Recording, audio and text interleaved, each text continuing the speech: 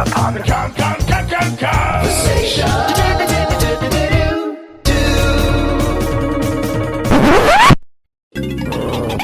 to bonus stage.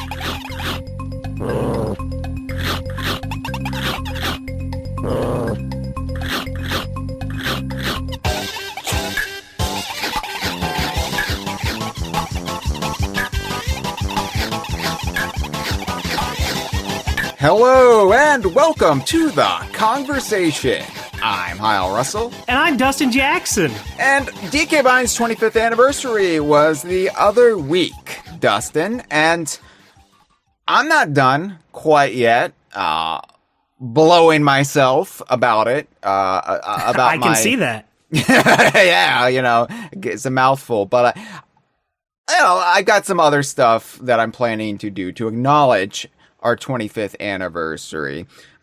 But as far as the conversation itself goes, as far as like recording new content, we're done. We're done talking about that because we're also slowly drip feeding our way towards Donkey Kong Country's 30th anniversary this November, which, let's be honest, in the grand scheme of things, is a far bigger, more momentous occasion than a little Donkey Kong fan site somehow keeping the lights on for a quarter century.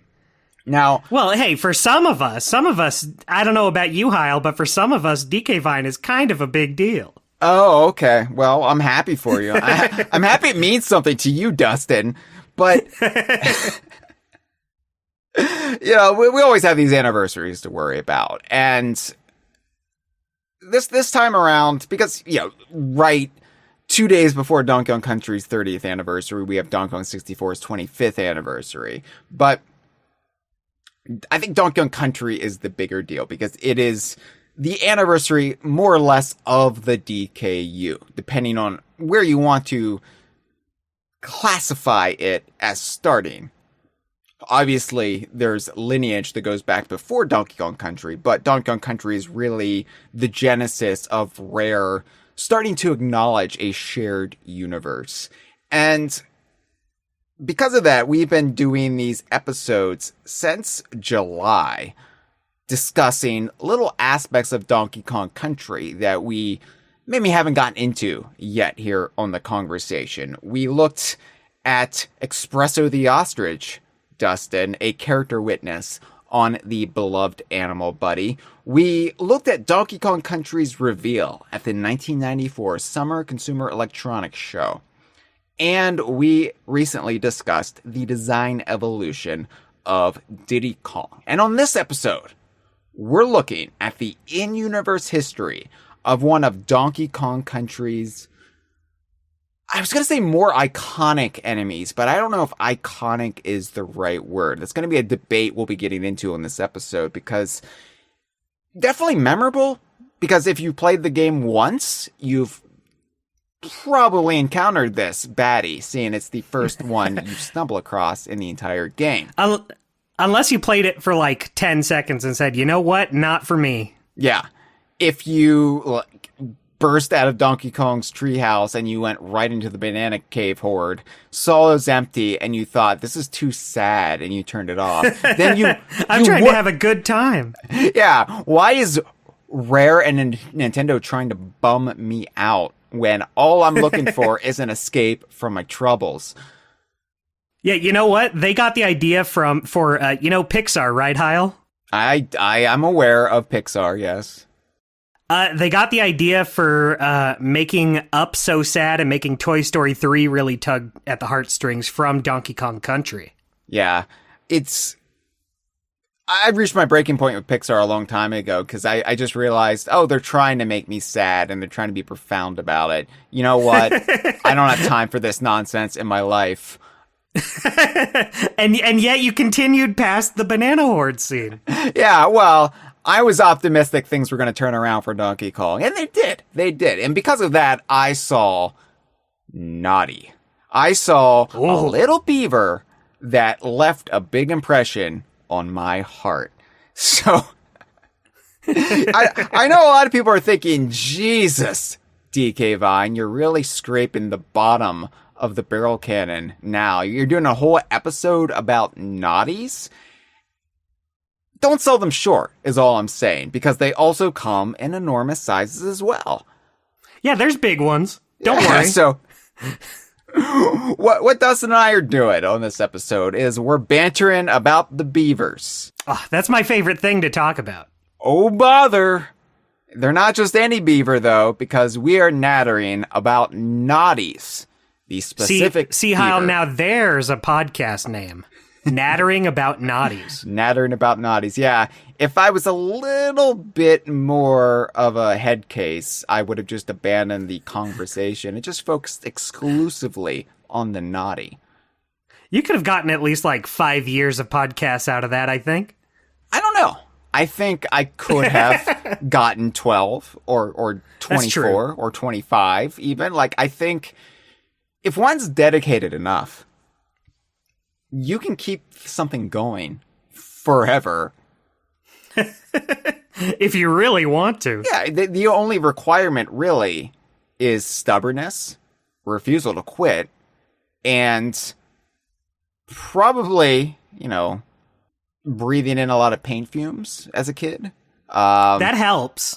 I've shared this before. My mother did drop me down a flight of stairs, and that's my very first memory, so...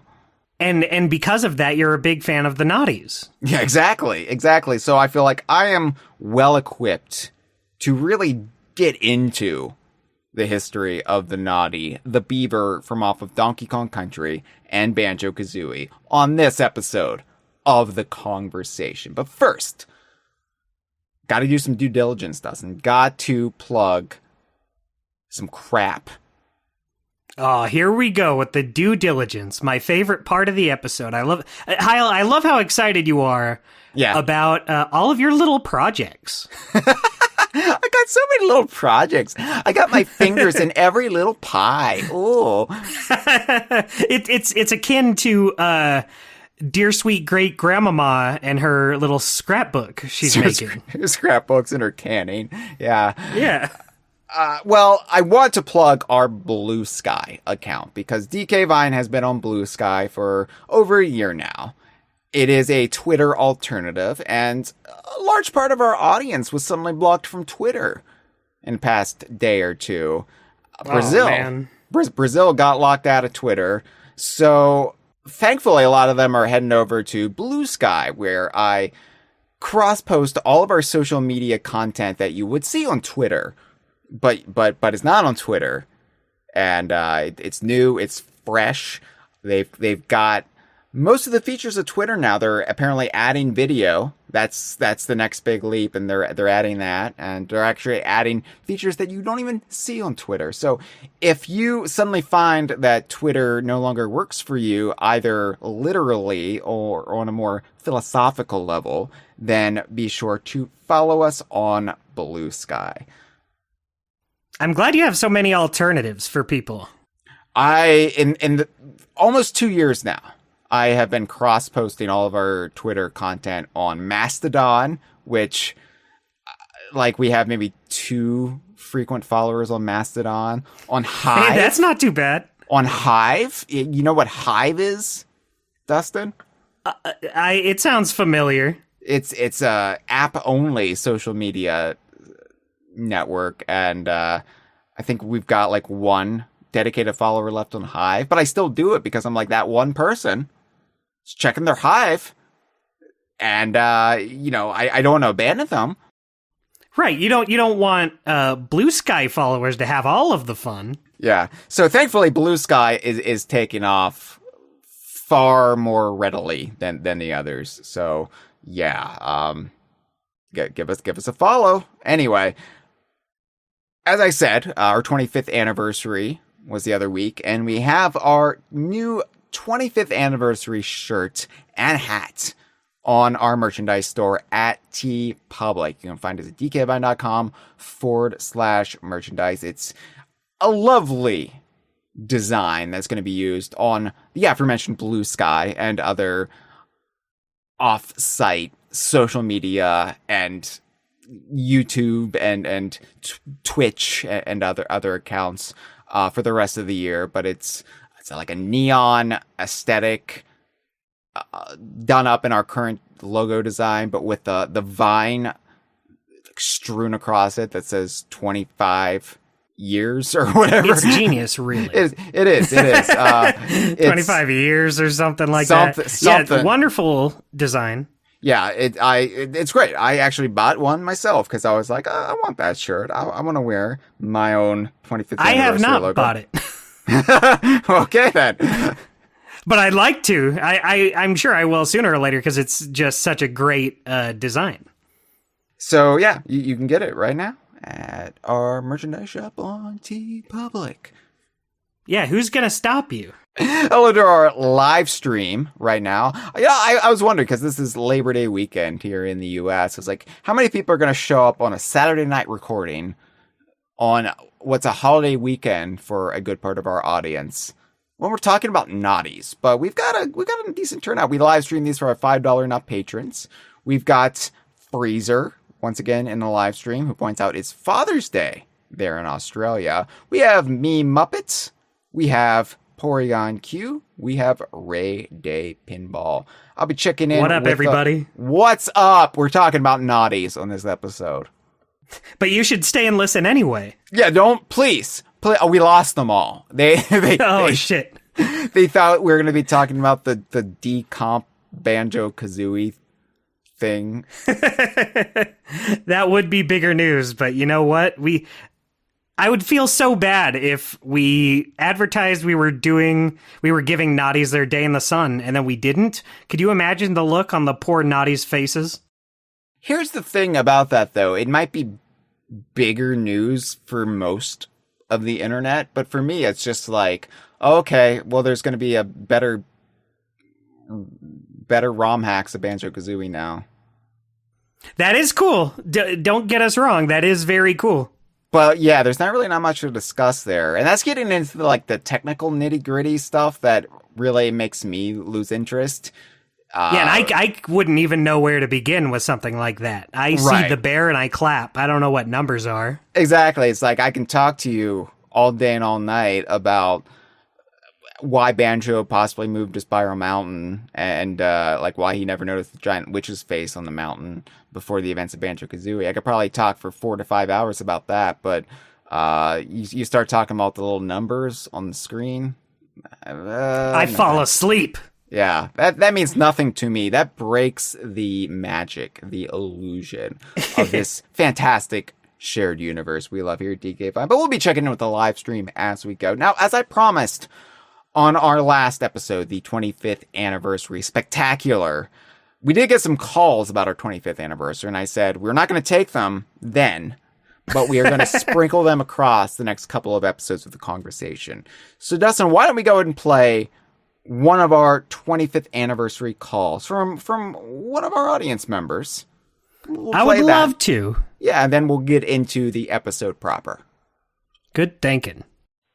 Hey, Hyle. This is Chris Booker-Taylor calling in just to wish DK Vine a happy 25th anniversary. You know, yesterday was my wedding anniversary, so I made that. It was intentional. I made that happen intentionally like that. I wanted to read my letter that I sent to Letters back in like 1999 or 2000 or 2001. I found this on the Wayback Machine, and this is the letter that I wrote back then. What about Virtual Boy and the game Mario's Tennis? This game starred DK Jr., or in other words, Donkey Kong, but as a baby. I don't know how they did it, considering that Donkey Kong Country, I think, came out before this Mario's Tennis game. Also, what about Donkey Kong, Donkey Kong Jr., Donkey Kong 3, and Donkey Kong Map for NES? Or are these games just for when Rareware had their hands and rights on Donkey Kong? ? And then Booka, which was me. And then Slush responded, read our fact, boy. Mario's Tennis is explained in it. In fact, your entire letter is explained several times over, in fact. Here's a Mr. Mooney award for your negligence. Hint, it's not a badge of honor this time around. Yes. So I didn't get the hint at all. I mean, as I was saying on here, David, Chithead, had to point out to me that Hyle's response was not positive. I was like 15 at the time and didn't even know what a facts page was, but I still wear my Mr. Mooney award with pride. Happy birthday, DK Vine. Meow. That was a good call. It's a great call. Thanks, Chris. I love the idea of someone getting the Mr. Mooney Award. I was looking at the letters not long ago. I saw this letter and the Mr. Mooney Award, and I'm just imagining someone getting this saying, "Wow, I got a Mr. Mooney Award. I'm so honored. I got an award. Mom, I got an award. Mom, print this out." For those who aren't aware, the Mr. Mooney Award was the render of Donkey Kong's ass, the famous celebrated render of Donkey Kong's posterior from the original Donkey Kong Country. And we would give it out to what we felt was the worst letter in our letters column. Because we had a letters column. That's how old DK Vine is. Because basically what it was Rare's website had a letters column. So we decided we needed a letters column. We're just as good as Rare. We can do that. Even though, of course, like the allure of writing into Rare far exceeds the allure of writing into a fan site about Rare. But we were cocky little shits, as you can tell from my response to Chris so mean back in the day. This was before social media too, so it was before people could call into our podcast even. So right, this is kind of the new letters section. Right. And I'm far nicer nowadays. I don't have this chip on my shoulder or chip head on my shoulder even. Right, but we're still going to give you the Mr. Mooney Award for this call today, just to keep up the tradition. Yeah, we should resurrect the Mr. Mooney Award, but it should be something positive now. We should give out a Mr. Mooney Award for the best call of an episode. Yeah, because we all love that render of DK's ass. It should be it should be celebrated. The only thing is I don't know how to convey that render in audio only form. That does make it difficult. Yeah. You know what? That's for the eggheads to figure out. Yeah. One of these big city scientists who try to figure out, maybe it's like the sound of you smacking his ass and like the jiggle of it. Ooh, and a sound clip of DK going, ooh. Yeah, that's right. I do have. That's good. So when Grant Kirkhope was on the Kongversation, he did record some like original DK sounds for us.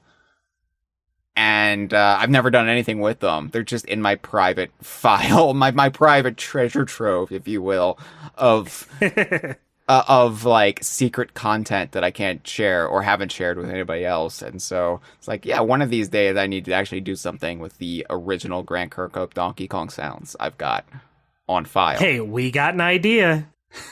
All right. Well, thank you so much, Chris. All right, let's get into the topic at hand. This is a Bestia-Rare-y episode, Dustin.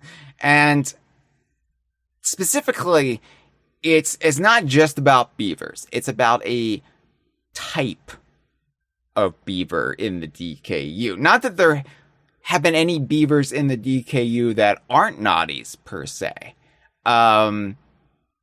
It's a point of contention, arguably, but let's get into what a Gnawty is and really break down what DK Vine's stance is on Kremling crew aligned animal species. Okay? Ooh. So, obviously, in the original Donkey Kong Country trilogy, Donkey Kong Land trilogy, Donkey Kong 64, and the Payon games, the Kremlings aren't the only baddies that the Kongs will encounter. There are also, of course, types like zingers, armies, cat-o'-nine tails, of course, booty birds. I don't need to tell you that. Of course. Yeah. And in later Donkey Kong games, Donkey Kong Country games. This tradition does continue, even though we have different enemy armies. The Tiki Tak tribe, they hypnotize the wildlife of Donkey Kong Island to bolster their ranks. The Snowmads, they seem to, capture and train the wildlife of the islands seen in Tropical Freeze. But the Kremling crew aligned baddies, our opinion, and this is not just pulled out of our ass, our glorious Mr. Mooney awards that are attached to ourselves. This is, I think, well-reasoned that the animals aligned with the Kremling crew are probably native to Crocodile Isle, or, were native to Crocodile Isle once upon a time. And just before it blew up. Before it blew up, yeah. Just as the Kremlings were crocodiles that were evolutionarily influenced by the Kremling source energies emanating from the crocodile core in the Kremling Lost World, just as they became Kremlings because of that power, the source of the Kremlings, as the Donkey Kong Country 2 instruction manual said, it's likely that things like zingers came about because they were also influenced by the Kremling source. So a honeybee crosses with a wasp because of the Kremling source and becomes a zinger. Or a cat can grow 9 tails sticking out of it, and it's a cat o' 9 tails. It's unique. It's isolated to Crocodile Isle. And I think that can apply to everything in the Kremling crew's ranks. And this would explain why, for example, the bats in the Kremling crew are flip-flaps. But then we encounter bats in other Donkey Kong games that are not flip-flaps, right? Like Squeaklies in Donkey Kong Country Returns. And that's because a flip-flap is a bat that was influenced by the Kremling source. I think it's logical. I think it's clean. And it makes the world all the richer and deeper by... It takes a species and basically makes them Kremling branded. Kremling, yeah, exactly. It's like, this is our spin on the beaver, everyone. Say hello to Gnawty. These are our beavers. Can we get into the etymology of Gnawty really quick, though? Because it's a pun for those who aren't aware. Because... the thing about beavers, they are nature's architects, are they not? And they've got the big teeth, that they use to chew on the wood to dam the rivers and streams. And right. They gnaw on the bark. And, I'm gnawing on something. Right. You've gnawed on things before, Dustin, have you not?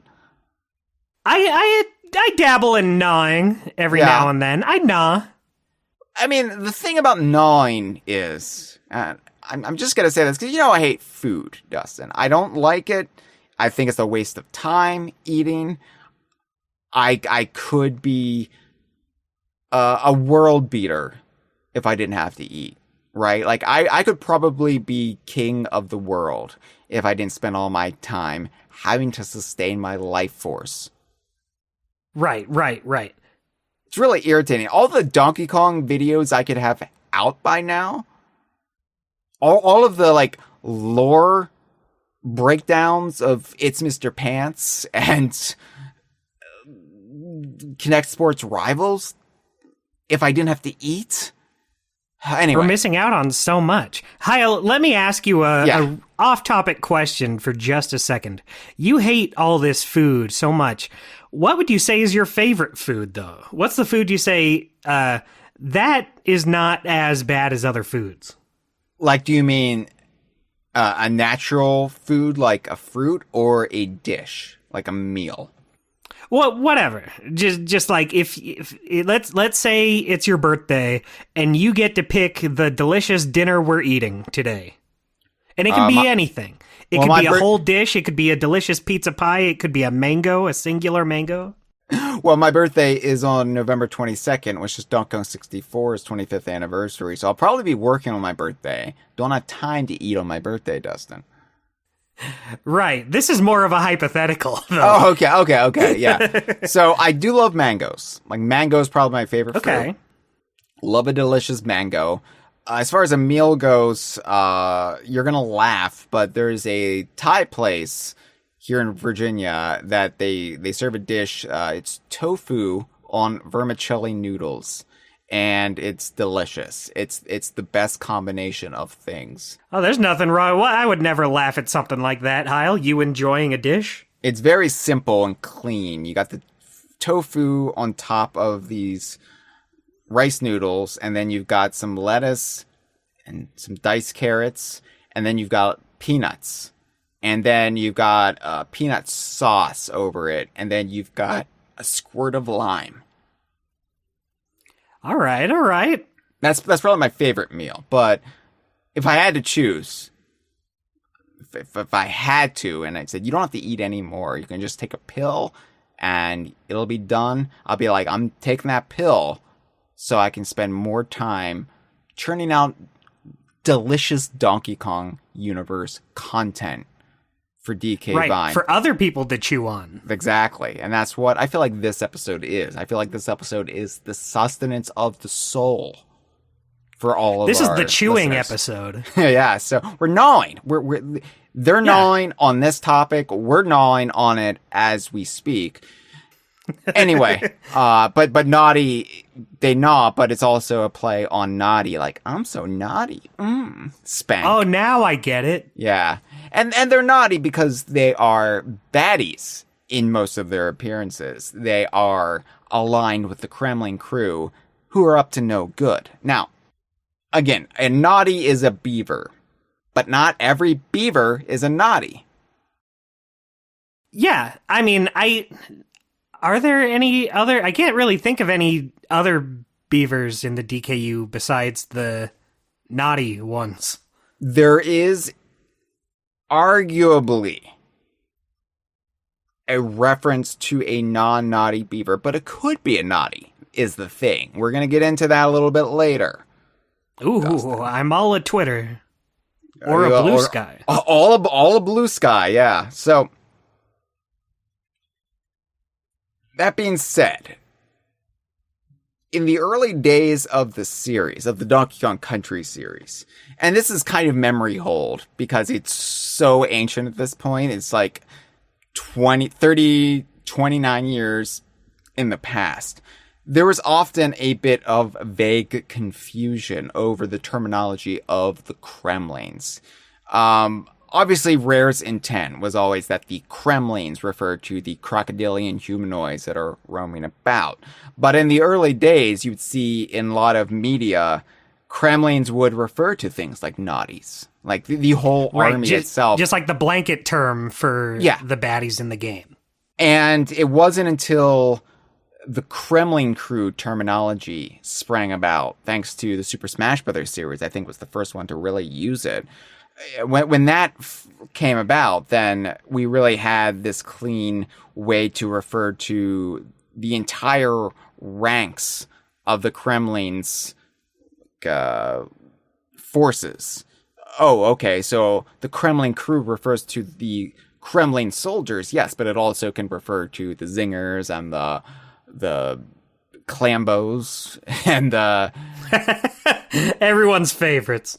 Yeah, the flip-flaps and the nids, even. Neckies, yeah. We could just go on and on about it, but let's go down the list. Yeah, so, and I know some people might play these games and have a different interpretation. They might be saying, well, I just took Gnawties to be just wildlife of Donkey Kong Island, that they just so happen to not agree with the Kongs, but they're not necessarily working with the Kremlings. But I think later games like Donkey Kong 64 really show that there is collusion with King K. Rool and these critters, lower CR critters, not critters as in the Kremlings, but animals. especially the way he interacts with the bosses, the large versions of a lot of these roaming furry species that aren't crocodilian. Yeah, it would be weird if they were just wildlife who were there to bite your little gorilla ankles, but then have them also be bosses in a couple worlds. Yeah. It's not impossible, but it would feel weird to me. It's not impossible, no, but I think also Donkey Kong Country Returns, in my mind, cemented it even more, where it said, no, this is native wildlife Donkey Kong Island. Things like ox and the crabs. You know, what are they called? Yeah, the crabs.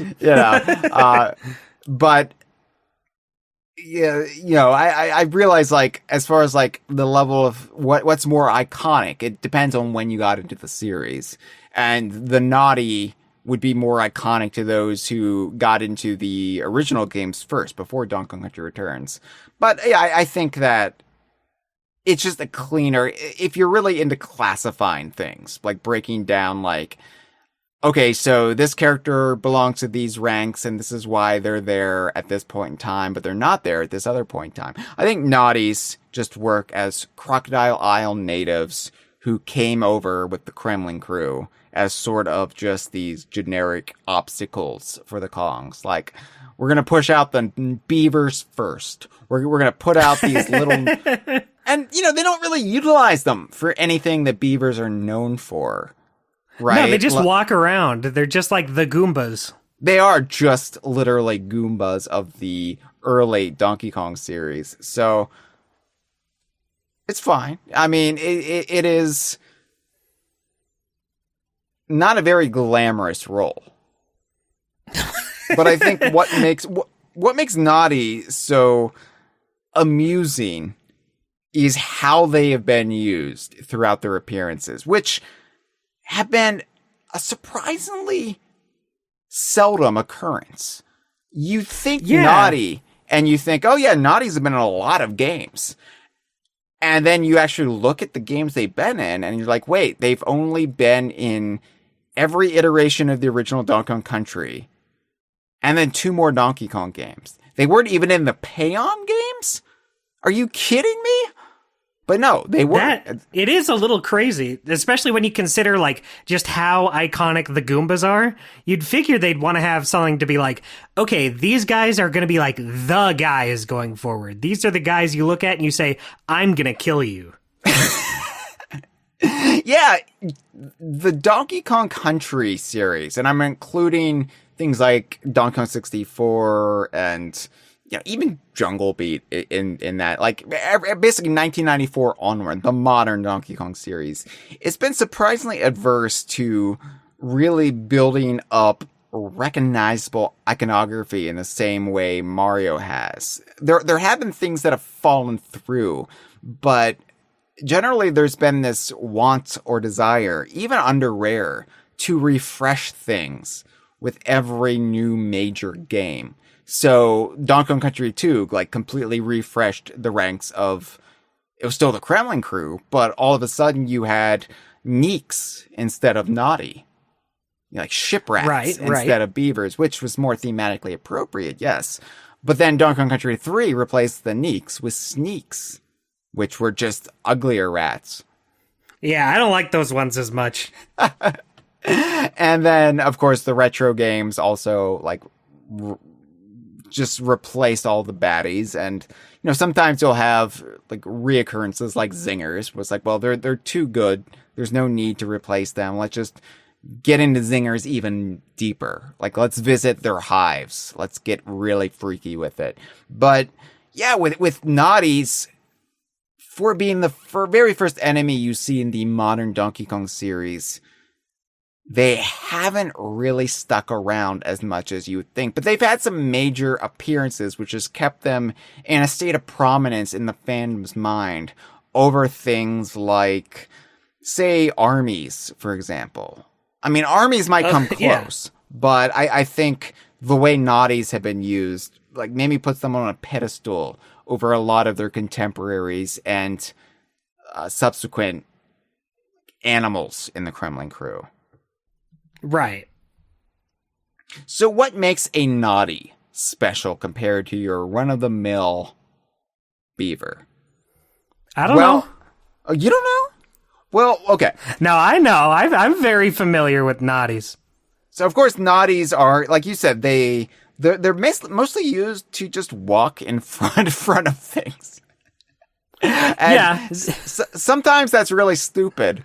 But other times they actually put that walking skill to good use, where they stick them inside of a large millstone. And, granted, they could have stuck anything in those millstones. Like, they could have put claptraps in the millstones, and it probably would have functioned the same. But Gnawties are not the only things that walk. That's true. That is an important point to make. Literally anybody could do their job if they had the legs and feet to do it. Right. But would they do it with such a good attitude? Yeah, they've got that permanent kind of derpy look on their face, which I don't know. Like, it really makes them feel like they don't necessarily love their jobs, but they're too really oblivious to turn up their nose at it. Like, they're just like... They don't ask questions. No, they don't. The big thing about Gnawties, though, is how big they can get. Because Donkey Kong Country, like, established a lot with Gnawty. It's the first enemy you see in Jungle Hijinks. But then, the very first boss you encounter in the game, in the series, is a large version of Gnawty, which would, of course, become a trope throughout the entire modern Donkey Kong series. But the ability to have a Gnawty in an immense, enormous size, that has, because of that exposure that gamers had to, Gnawties can be big. Like, if they only got through the first world of Donkey Kong Country, they would know that. And because of that fact about Gnawties has percolated in the developers' minds. It has stuck around. And so, in some other appearances of Gnawties down the line, they would usually appear large and in charge. In fact, seen a big version of Gnawty. And when I say a big version of Gnawty, I mean, most people listening to this will know what I'm talking about, but they're bigger than a gorilla. Like, it's basically, what if we had a beaver the size of a small tank? Or maybe a Jeep. Like, man, they're kind of jokes in the games. Like, they're very easy to defeat. But if you saw that in real life, you would be scared out of your ass, I think. I think you would. It's just a big hunk of beaver.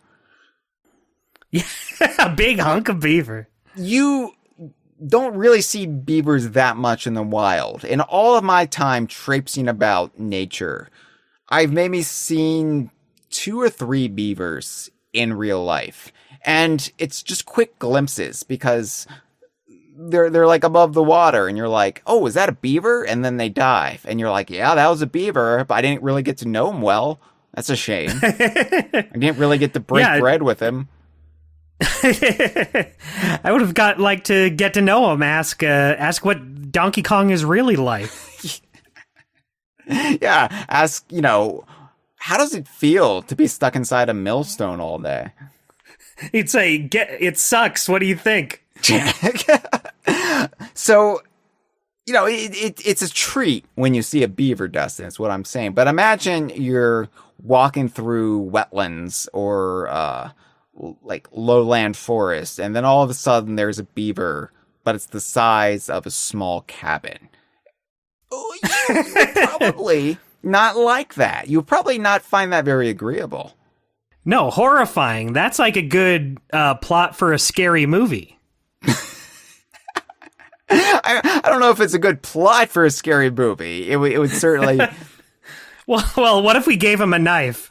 Oh, okay, yeah, okay, well, yeah. So long as it's just a giant beaver stalking you with a knife, then maybe you've got something there. Maybe then it's scary.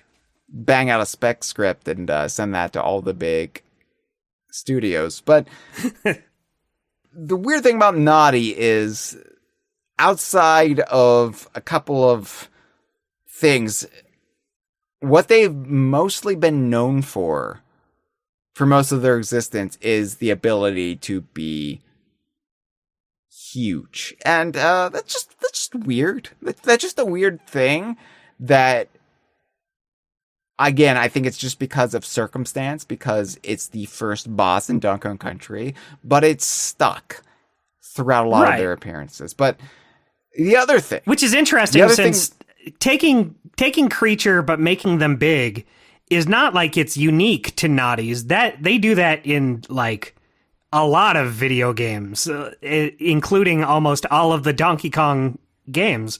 They just take little critter, make it big. There's your boss. But again, it's the first bias, right? It's the same reason Rambi is the most iconic animal buddy, because he's the first animal buddy most people encounter. And I would say Very Naughty and Really Naughty are probably the most memorable bosses in Donkey Kong Country to me. Which isn't great, because especially Very Naughty is the most pathetic boss in the entire Donkey Kong series, like by far. Just not a good boss fight. It's clearly an afterthought. And that's the end of that statement. There's no but to that. I love Very Naughty just because I love Donkey Kong Country, and I think it's a silly concept to have a big old beaver called Very Naughty. But the thing is, it sucks. It's yeah.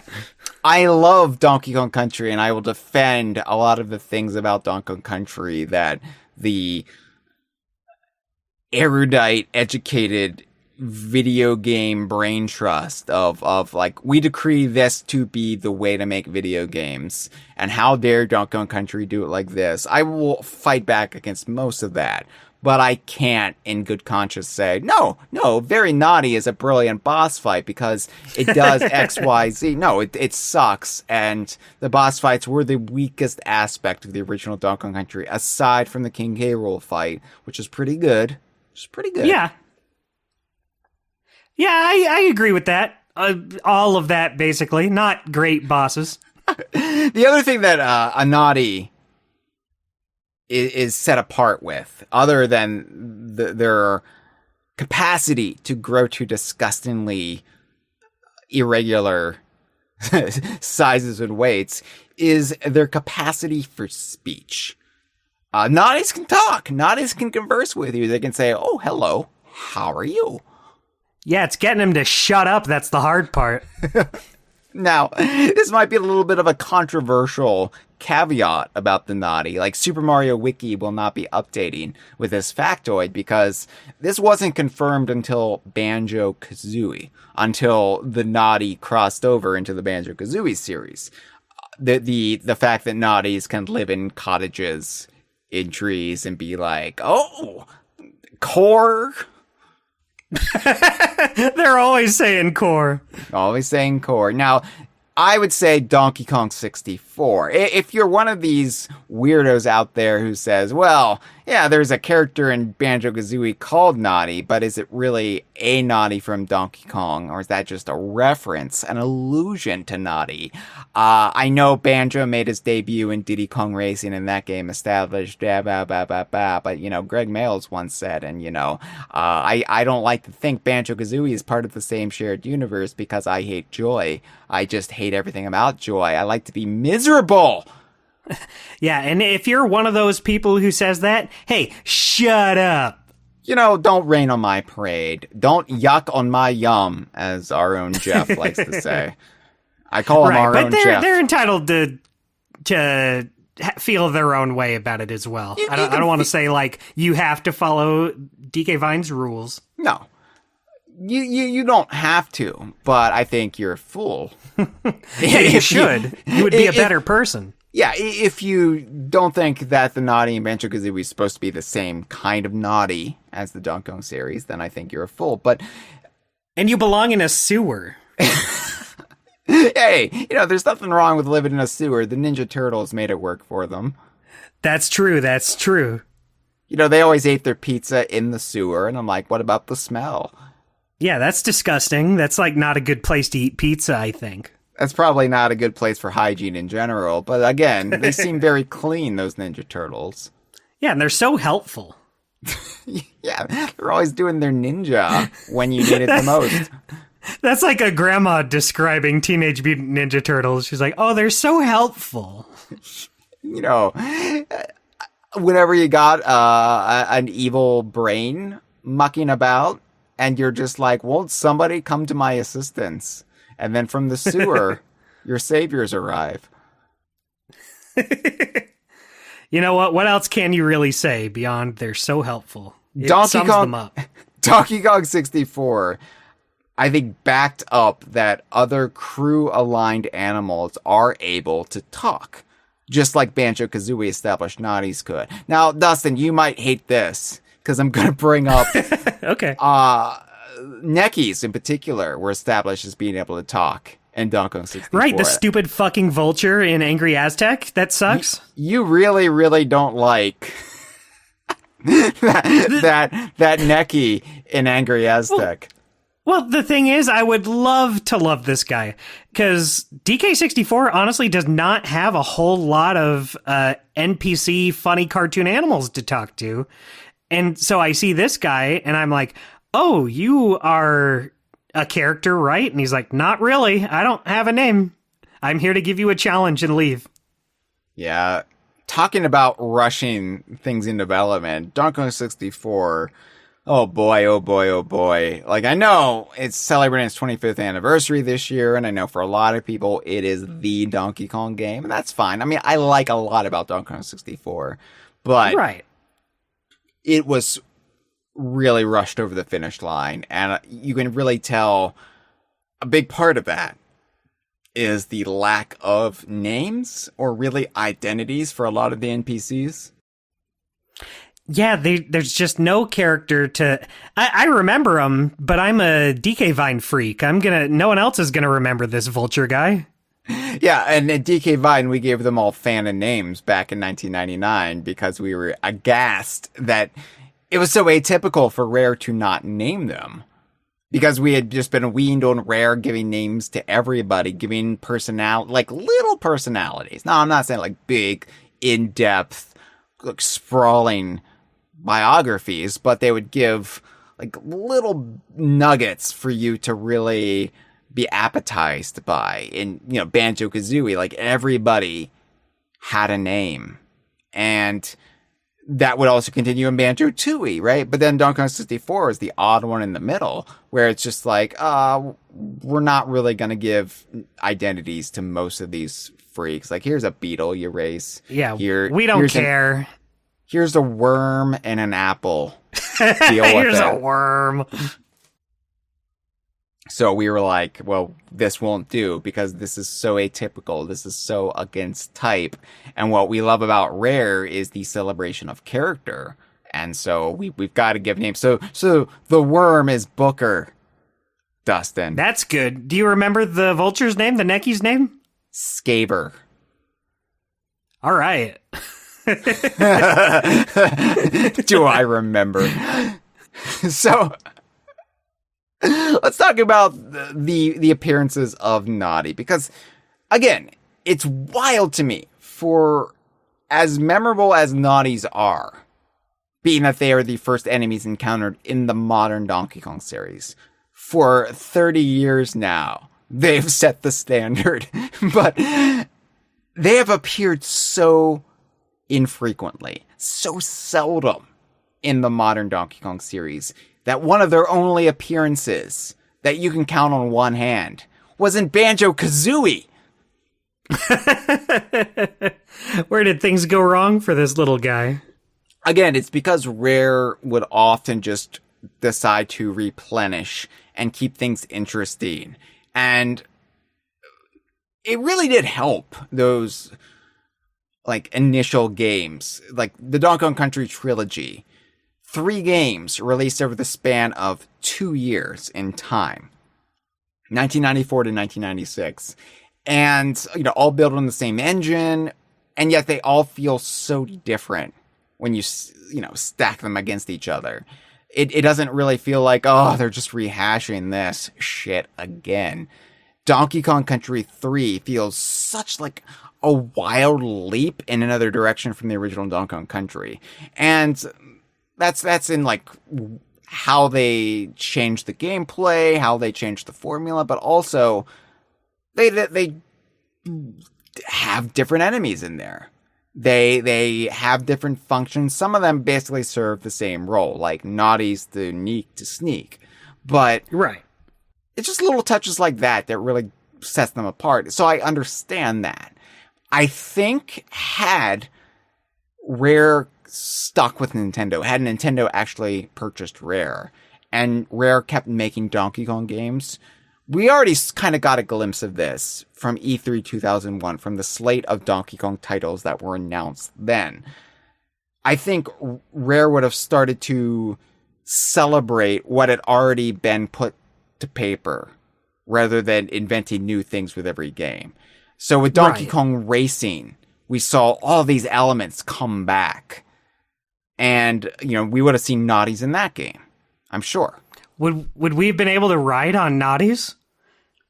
Perhaps, yeah, you know. I'm picturing giant Donkey Kong or Taj the genie riding on this little tiny Gnawty. The thing is, Gnawties can be any size, though, Dustin. We've just established they can be the size of a house. And part of the gimmick of that game was different sizes of all of the animal friends. So they'd fit right in. So I think, like, judging from the various builds of Diddy Kong Pilot, from Coconut Crackers, that we would have really gotten away from the constant reinvention had Rare stuck around. Donkey Kong 64, like, even went back to that original Donkey Kong Country game, and that's why one of the only appearances Gnawty has made has been Donkey Kong 64. So it's just weird, though, that Payon didn't reuse Gnawties, because Payon was all about celebrating, like, what Rare had done and really giving Donkey Kong fans a level of fan service we hadn't gotten outside of Rare and haven't really gotten since. It was like, yeah, those purple bats from Donkey Kong 64, here they are again. We're giving them a name. Bring those in? I mean, Payon was responsible for giving Quawks a canonical international name. So, right.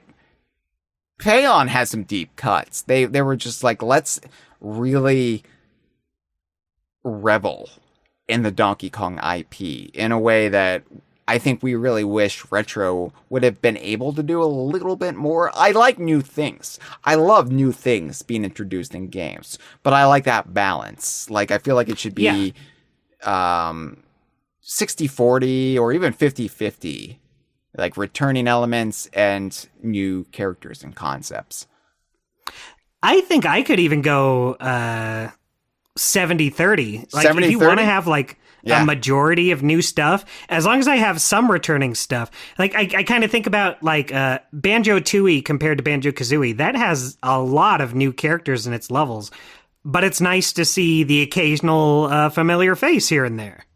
For sure. I think Donkey Kong Country 2 is like, when I think of like the perfect balance, I think Donkey Kong Country 2, because it did have a healthy amount of returning Kongs and Kong helpers. But it's like, okay, we're going to replace Candy with Wrinkly Kong. Here's Wrinkly Kong. Introducing Wrinkly Kong. And you're like, hell yeah. Woo! And then, you've got, Rambi, Ingard, and Squawks, which was kind of a wild pull at the time, right? Because it's like Squawks, like Animal Buddy. He barely did anything in the first game. Right. But all of a sudden, Squawks has kind of been promoted to this huge role. And you're like, that's interesting as a fan of the first game. And then you've got Radley, you've got Squitter, you've got Clapper, and you've got Glimmer. And you're like, okay, well, cool. Like, that's good mix of new and old. Right. And then you've got the Kremlings are pirates now, so Critters are Clomps, and clumps are cannons and crushas are crunchas. You're like, okay, that's interesting. Zingers are back, but nobody else really comes back. So like it's that kind of like, you're right, maybe 70-30 is the way to go. Maybe that's the proper amount. Just because you want to have a lot of new stuff to experience, but the occasional friendly face, you're like, oh, I remember that guy. It's good to see him. And just the feeling that, like, with a new game, you never know who might be showing up again. I like that possibility, which I like really liked about Donkey Kong 64 initially, because it was just like, oh, Candy's back? Hell yeah! Woo!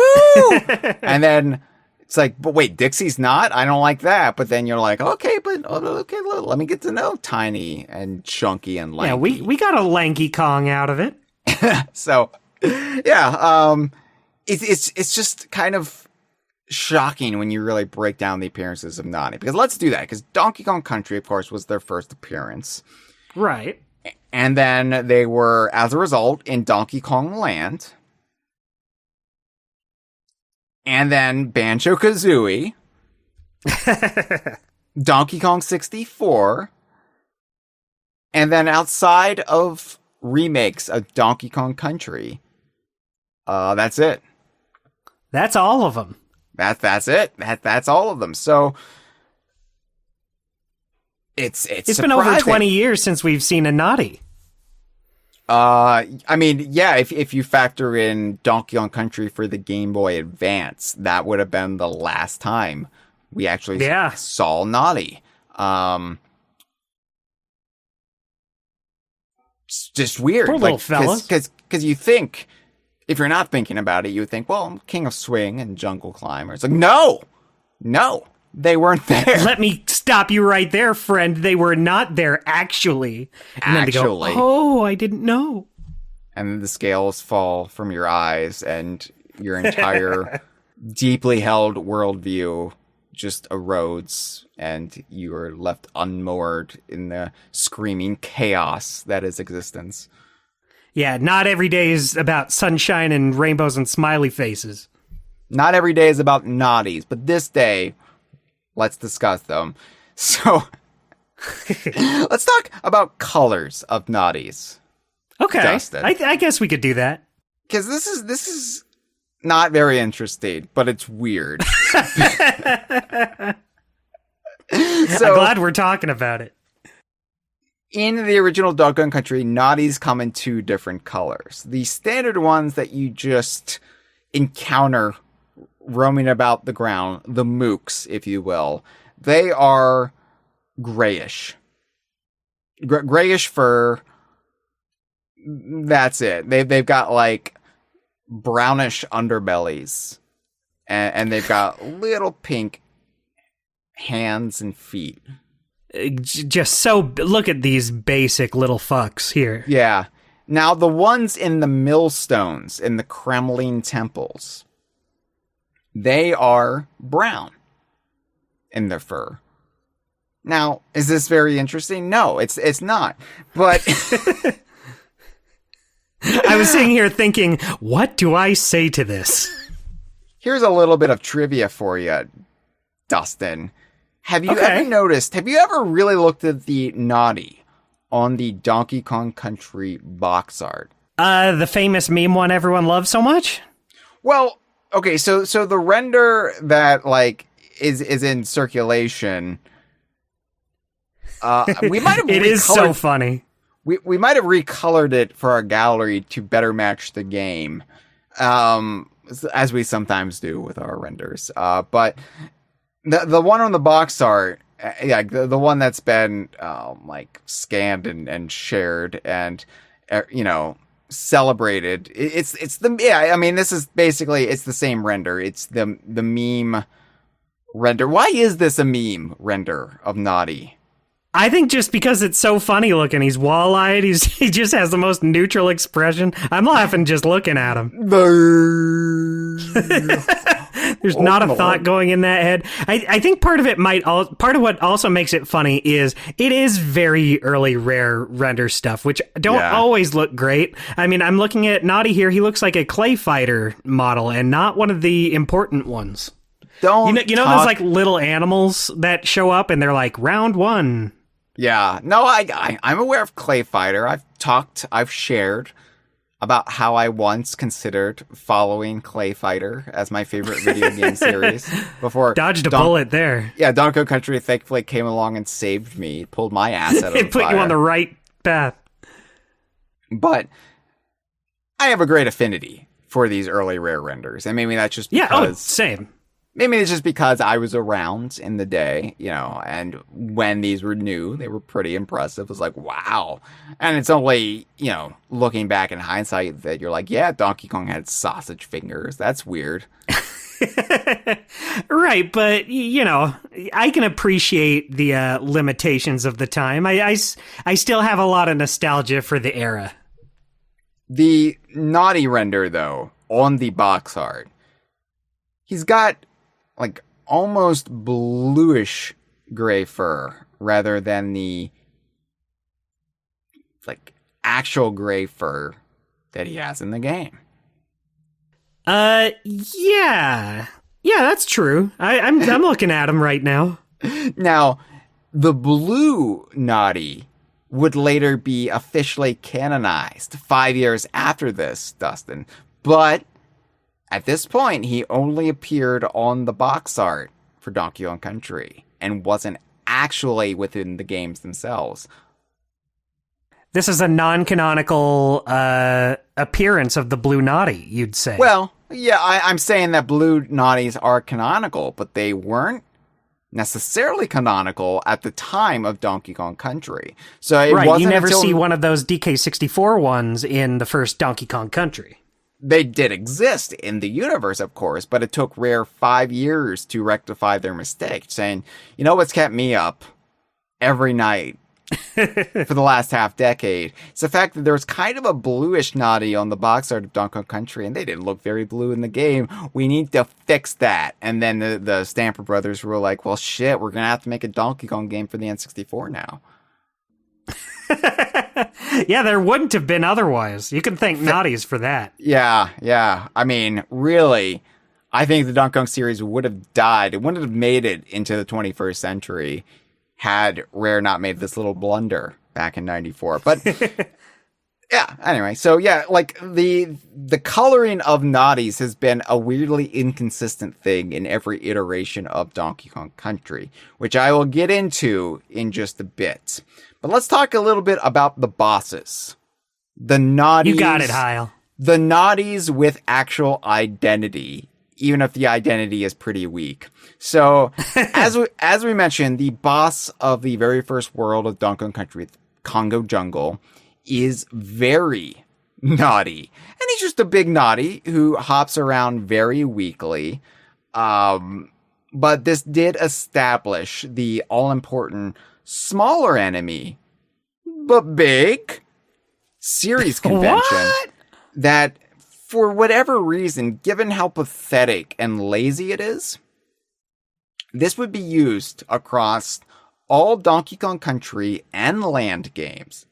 It would be used in Donkey Kong 64, and even to a looser extent in Donkey Kong Jungle Beat. That's true. And look, it wasn't just Rare. This was just kind of the style at the time. Mario wasn't above doing bosses like this either. What did Mario? When did Mario do this? The one that sticks out in my mind most is New Super Mario Brothers. They have a lot of bosses that are just, this is an enemy, but now we've made it big. Oh, Yoshi's Island does it a lot, too. Yep. Although, Donkey Kong Country predates all of those.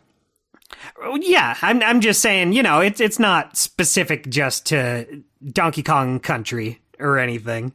I think what also really makes it stick out in my mind is that Cranky makes fun of it throughout the series. Like after Donkey Kong Country, it's one of his reoccurring motifs, his bits in instruction manuals and whatnot, where he's like, oh, just how lazy is this? And he specifically says like making the beaver but bigger was a cheap trick in the original Donkey Kong Country. So didn't have any better ideas, huh? Yeah. And Very Naughty is the absolute, like I said, worst boss fight in the series. It's just a shit show. It's kind of embarrassing, honestly. You look at it and you just shake your head and say, "Oh no!" And like Master Necky, Queen Bee, Dumb Drum, even Really Naughty, they're better. They're better boss fights. Yeah, but just as a rule of thumb, you don't go to the original Donkey Kong Country for the challenging, enthralling, innovative boss fights. I think the best of the bosses is probably Queen Bee. Like the best of the stock, like standard fighting against the backdrop of banana bosses. Yeah, I would agree. Queen Bee is pretty good, all things considered. But it wasn't really until Donkey Kong Country 2 that they like looked at bosses and said, we got to do better with this. And they did. Like there were some pretty great boss fights in Donkey Kong Country 2. And I think it's an aspect of the series that really got better with time. Although by the time of the retro games, maybe the boss fights are just too much. Like they're too involved. Like it's like wave 7. It's like, oh, can we just be done with this, please? Right. Yeah, they maybe go a little overboard with some of them. Donkey Kong Land also, I think, had a little bit more nuance in the boss fights. Like, I'm not saying they were spectacular or anything, but there was a little bit more to them. Like, you've got to bounce the pearl off of the mollusk and have it hit giant clam, or you've got to play a giant game of whack-a-mole with hard hat. Like, you know, they were doing there's a little stuff. more to those. That being said, I do like the character of Very Naughty because of how pathetic he is. There's a pitiful aspect to him where you feel sorry for him because he's trying. He's like, he is trying. You know, he jumps around. He's like, it's my first day. Please go easy on me. He's clearly the boss that K. Rool holds in the least esteem. Right. He's like, you're probably good first. Yeah, and he can barely get off the ground, and then like the Kongs jump on him a couple times, and he just like he can't breathe, and he just passes out. And, you know, oh my god, I'm picturing him just like convulsing on the ground. DK's looking around. He feels convulse. He does convulse on the ground. That's what I'm saying. And then it's like he's choking on his own tongue. Jesus Christ. Poor guy. So I feel sorry for him a little bit. But the thing about Very Naughty is that we did catch up with him. This is a retcon.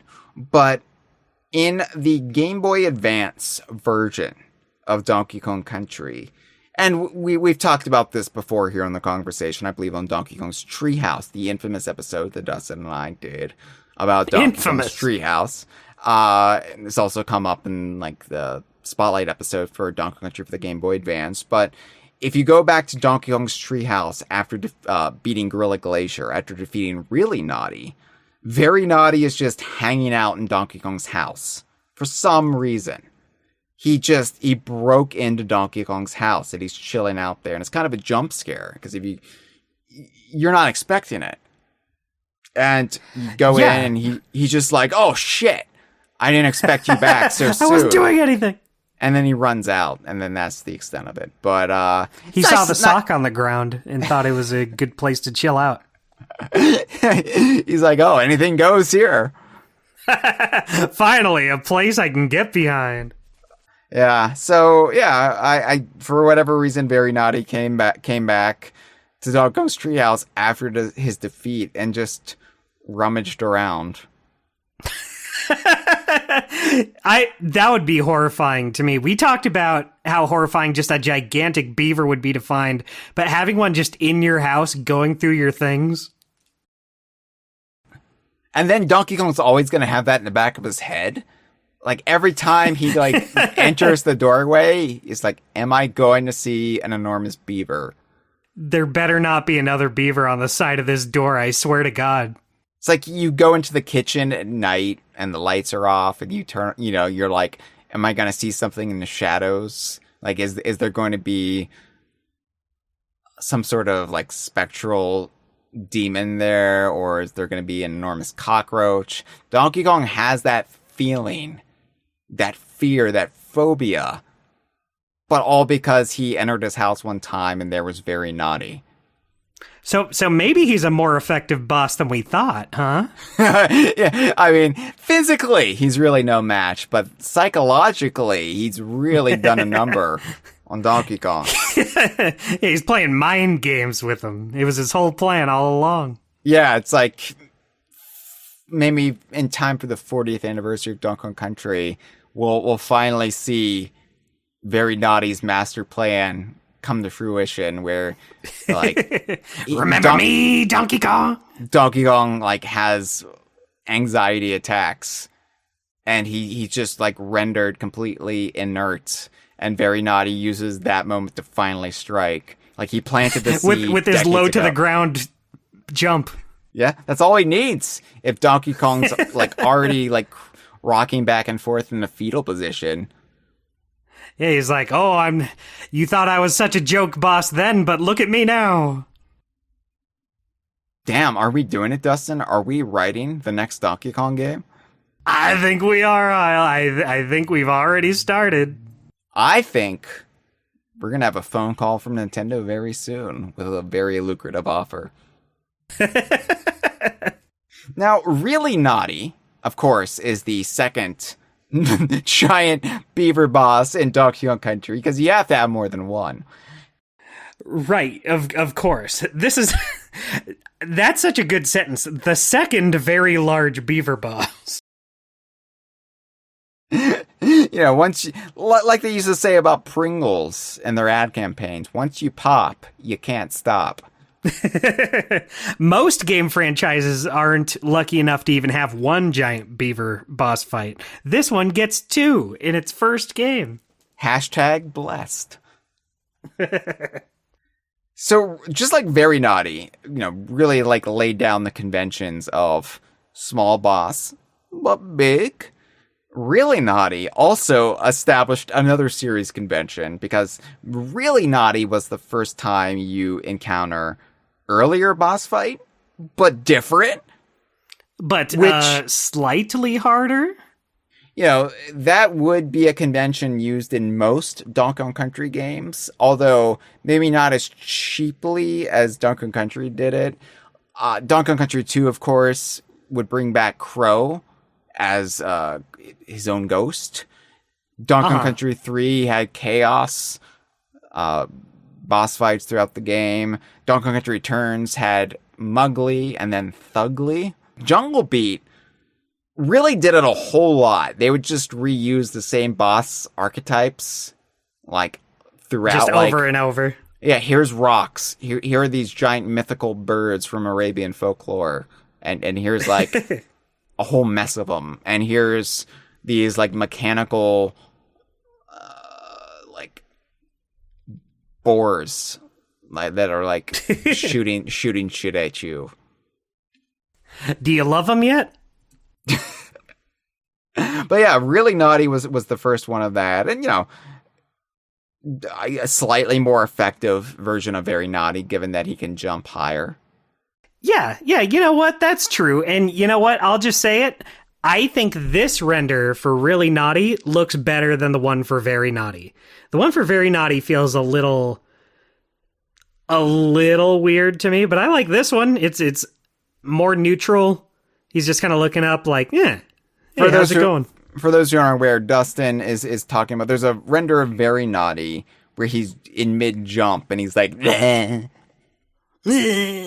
Yeah, that's exactly right. That's the noise he's making, Dustin. You nailed it.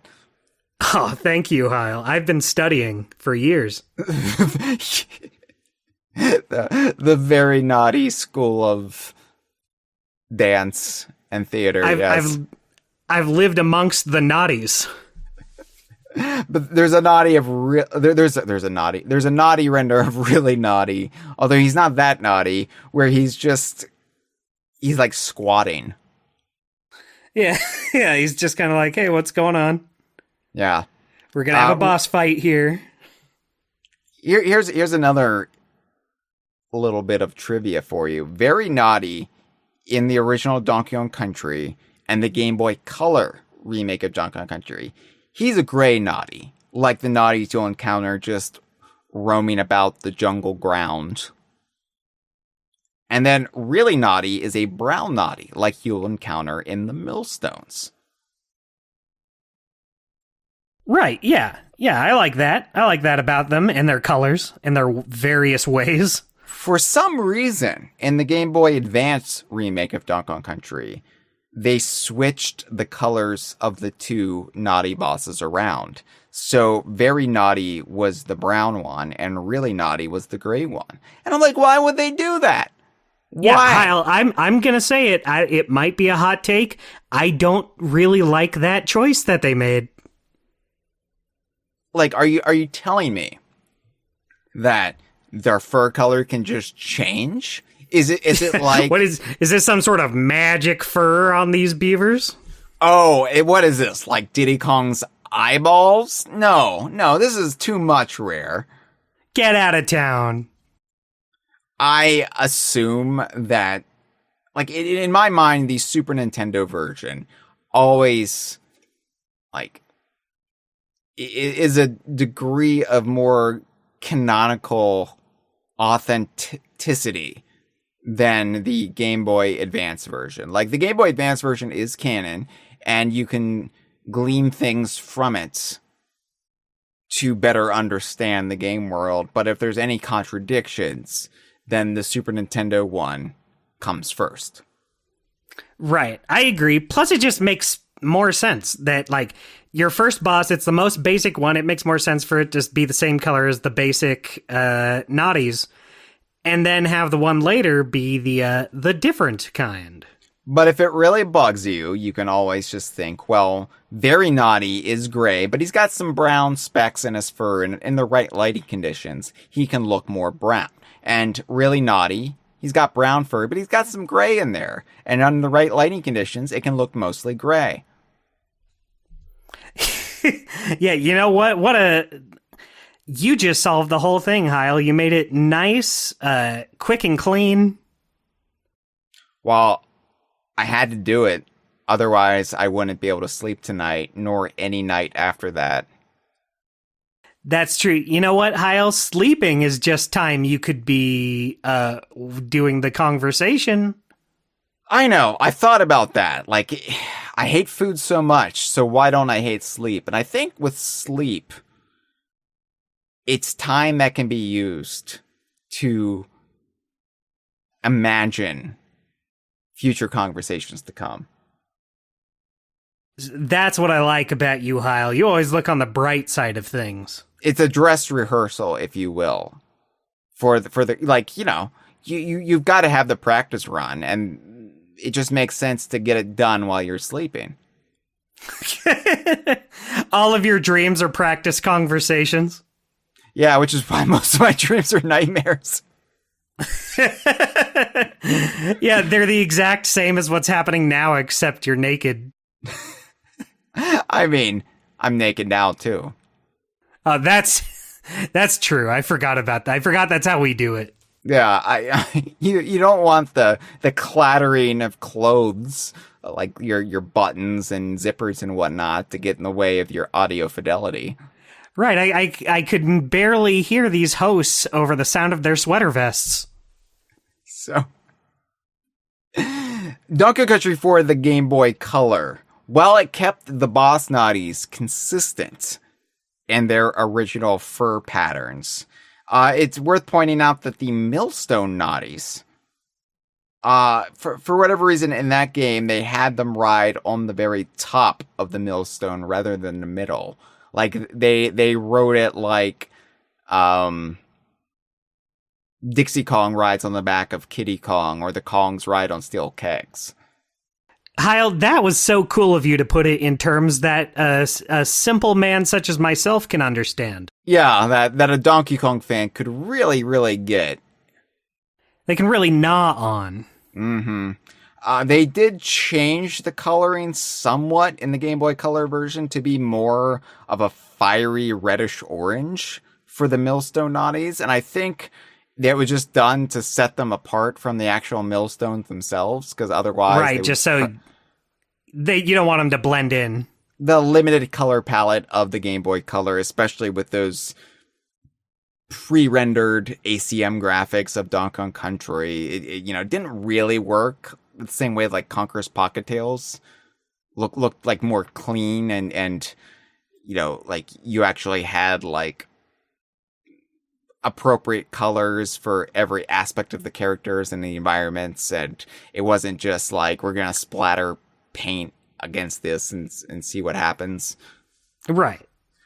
So I don't think we're supposed to take that there are like fiery orange reddish Gnawties out there. I just think they were brown Gnawties, but their hue was bumped up so we could. But could you imagine such a world where we had fiery red Gnawties?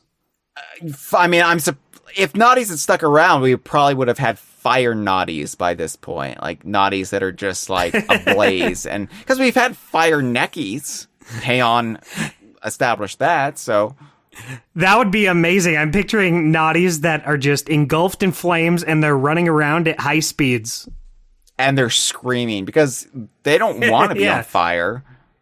Yeah, these aren't naturally fire Gnawties. No, it's a tragedy, really, what it is. Yeah, the Kremlings are mean.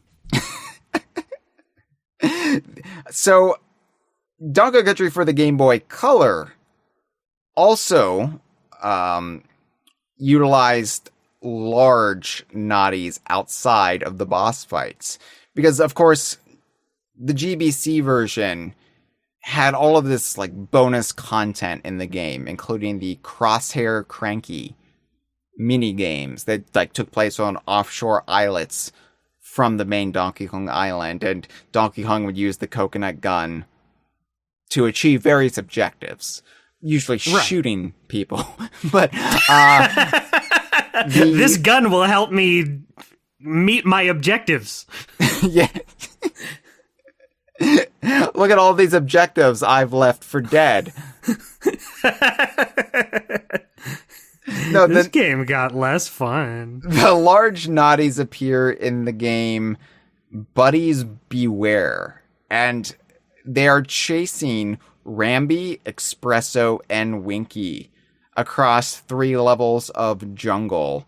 And what you have to do is you have to fire the coconut gun into the holes in the ground so your animal buddies can safely traverse the ground and not fall in. And behind them is a large gray Gnawty that like they look like very naughty, but they're just run-of-the-mill enormous Gnawties, because by this point in the series, by this point in the Donkey Kong series, large Gnawties being run-of-the-mill, if not run-of-the-millstone, it was more of a common thing laid down by 2 games in the 2 years before Donkey Kong Country for the Game Boy Color came out. It has big blood red eyes, which is fun. Again, I think that's just the limitations of the Game Boy Color. Oh, I know. It's just funny to see. And looking at the screenshot you provided me, boy, that is the happiest I've ever seen Rambi. It turns out Rambi's kink is being chased by large beavers. He says, more like this, please.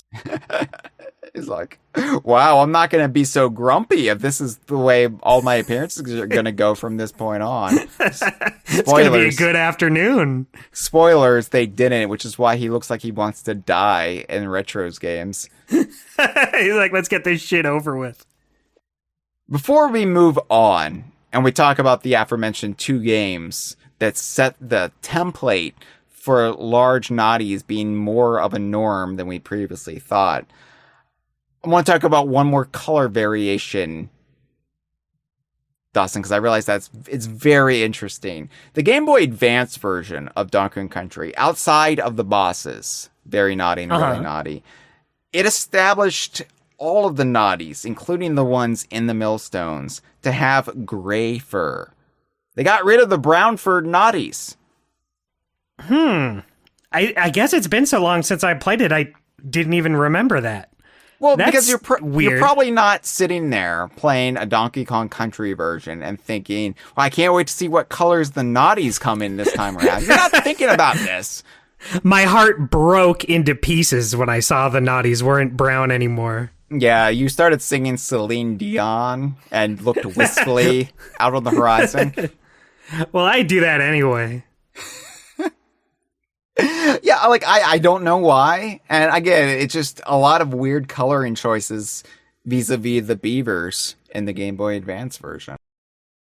I will say that makes it even weirder to not have really naughty be brown in the Game Boy Advance one. I think it would make sense to have the stronger beaver that you fight later in the game be a more unique color if all of the other ones are gray even. Yeah. This is why critics This is a hate great it. podcast. I'm imagining someone listening to this podcast and just being like getting to the point where it's like, well, why is this beaver brown and not gray? And then just saying, you know what? I think I'm good. Yeah, they're probably all just laying on the ground like very naughty. Like, one eye swollen closed, just occasionally opening their mouths. so Gnawties did appear in Donkey Kong Land, like I mentioned. But there's nothing interesting we can say about their fur color there because it's monochromatic. Awesome. We did it.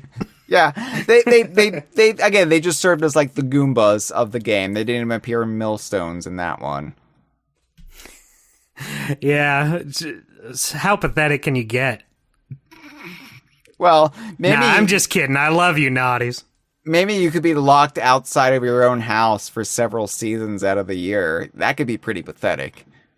You know what? Yeah, I think if I was locked out of my house for like a day, I would like break a window or something. You would do something. I would just be like, I gotta get in. Yeah, I can repair this window at some point down the line. I'm not waiting until fall to get inside. You would break a window, you could call a locksmith, you would figure something out.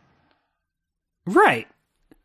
You wouldn't. I wouldn't wait around for someone else to do it. Yeah. You wouldn't wait for a passing stranger to come along and then hope by chance they come along 3 months later when they didn't help you the first time around. Hey, nice seeing you again. Hey, do you think you could lay some eggs on my door?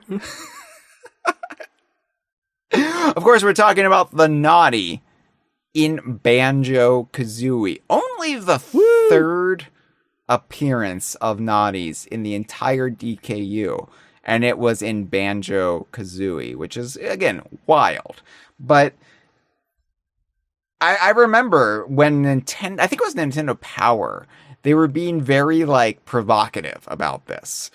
When they were talking about Banjo-Kazooie and they were, like, previewing the worlds, and they were like, you might run into some familiar faces in Click Clock Wood, if you know what I mean. And and then it turns out it's just a Gnawty. It's a Gnawty. It is cool. Well, because I was thinking, like, oh my god, Donkey Kong's going to be in Click Clock Wood. Right? Like, and they're like, not really. It's like, you're getting warmer. You have to go down the list a little bit further. Maybe think a little smaller than that. And look, again, I think what this was Rare, the Banjo-Kazooie team, will be largely comprised of the original Donkey Kong Country team. Plus or minus some staffers here or there, but they put a beaver in Click Clock Wood because it's a very appropriate animal. Specifically, an animal that might be in an aquatic environment that might make its home in woodland. And they had the delicious idea, what if we called it Gnawty? Because of Donkey Kong. And, you know, just a little Easter egg for the fans. Right. It being a shared universe, it is a Gnawty, but it does look dramatically different. I mean, not dramatically, but it looks, in its design, vastly different from the Donkey Kong Country style Gnawty, because this Gnawty was clearly designed by Ed Bryan of, you know, the Banjo-Kazooie team, who joined Rare with Banjo-Kazooie. So, you know, Ed Bryan has a very distinctive signature style, just like Kev Bayless has a style, just like Steve Mails has a style. Mark Stevenson has a style. And you can usually tell, especially like in the Platonic era, like, oh, I know which artist was responsible for this character. Right. I think that's fun. It is. I mean, it's kind of a fun parlor game. And it's also sometimes surprising when you get it wrong, when they, like, trick you. But just like Tip Top looks different in Banjo-Kazooie than he does in Diddy Kong Racing because of that distinctive house style for Banjo-Kazooie being a little bit different than the Donkey Kong style. Yeah, we get a Gnawty that looks slightly askew through the prism of Ed Bryan and Banjo-Kazooie, which I love. I think it's great. It's just like Royston. Yeah. Royston was designed by Ed Bryan, but then Royston has appeared in other games and has a different look in those games based on the art style there. Yeah. Such as, he looked pretty different in Nuts and Bolts, but everyone did there. He looked pretty different in Viva Pinata because he was disguised as a true. pinata. He was a pinata. Yeah, talking about retcons there. But the Gnawty in Click Clock Wood, he's another large Gnawty. Although most things in Banjo-Kazooie are larger than Banjo and Kazooie. Let's be fair. Which is weird because I feel like, you know, it doesn't feel like that's supposed to be the case. We've seen, like in Nuts and Bolts, the characters are kind of proportioned a little more reasonably. Yeah. But it is interesting how almost everything is bigger than you are in the 64 games. It's because Banjo was a sloucher in the 90s. Yeah. He was like, oh, you know what? I just look a little small. It wasn't until Nuts and Bolts that he started standing up straight. Really came out of his shell. Once Log gave him the magic liposuction, and like all of a sudden he was just like, oh, you know, like my spine has also been aligned. Thank you, Log. That's very nice of you. Anyway, now the Gnawty in Click Clock Wood, he's got like almost like a pinkish brown fur. Little different. He's also got big green eyes, which differ from the eyes of past Gnawties, which were just black, which were just... And again, we can't really glean much from eye color in these games, given that Diddy started off with just the black pupils, and then he went to blue, and then he had brown in Smash Brothers. You know, right. I think it really is just a style thing. Here, they decided to depict the eye color of these silly little guys. I do really like the design of the Banjo-Kazooie Naughty. I think it, like, he's got a little bit more personality than the standard Gnawties that you see in the Donkey Kong games, which makes sense given that he is a full-fledged NPC that you interact with throughout Click Clock Wood, like throughout the 4 seasons. I think the teeth being a little more exaggerated kind of gives him a bit of a doofy look to him, just a little bit. Like all Gnawties have the buck teeth, but we call this one mildly naughty, Dustin, because not quite as naughty as the others. He's not, because he's pretty much a well-meaning fella, but he just wants to go inside. he's got kind of a space between his buck teeth, and they kind of jut out in opposite directions, just ever so slightly. So yeah, it kind of makes him a little bit less threatening in his appearance. It makes him come across a little friendlier. So, of course, as we already joked about, his big dilemma in the grand Banjo-Kazooie tradition of mindless idiots who need your help. Or mindless idiots who ask for your help. I always That's the one. That's the one. Yeah. He has been shut out of his home within the giant tree that is at the center of Click Clock Wood. And, you encounter him in spring, and he's kind of swimming in the moat around the tree. And Dustin, I've transcribed all of his dialogue for us. Oh my goodness. Hyle, you went above and beyond with this one. Well, there's not really a lot to say about Gnawties in general. So, I had to really dig Above deep. and beyond still makes for a shorter episode than normal. And this is the full extent of naughty dialogue in the DKU. So I was like, you know what? It's 6 lines of dialogue. I can transcribe all of this.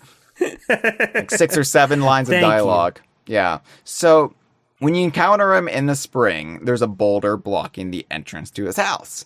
And he says, "Somebody move this boulder. Gnawty can't get in his house." And I love that he name drops himself, because it's there for you. You don't have to wait until the character parade at the end of the game. It's like, damn, this is a Gnawty. How exciting for my Donkey Kong loving ass. It's me, the Gnawty from off of Donkey Kong. Little help? You might have seen me in such contraptions as a millstone, but here I am. And the player goes, "Oh yeah, I did see him in the millstone." But now, the stone is making me mill about outside of my house. No way you just came up with that. Off the top of my head, like some you sort have of to have been genius. sitting on that for months. I've been sitting on something. And if you can guess right, you win the prize. You'll win the very thing I've been sitting on. Don't eat it all at once. So I'm aware there's exploits that you can break the boulder in spring if you... I've tried and I've never been able to do it. I've never wanted to do it because it's not correct. Right. It's not appropriate in my mind. That is breaking and entering. I mean, he wants you to. He probably would have preferred if you could have busted it in spring. But well, yeah, but he hasn't asked yet. He doesn't ask until later. He says, "Somebody move this boulder." He doesn't say, "Excuse me, Mr. Banjo-Bear and Kazooie, the red-crested Breagle. A moment of your time, please. May you come to my aid, for I am in a bit of a pickle." You're right, he definitely does not say that specifically. I'm on a bit of a pickle, if you know what I mean. That could mean anything.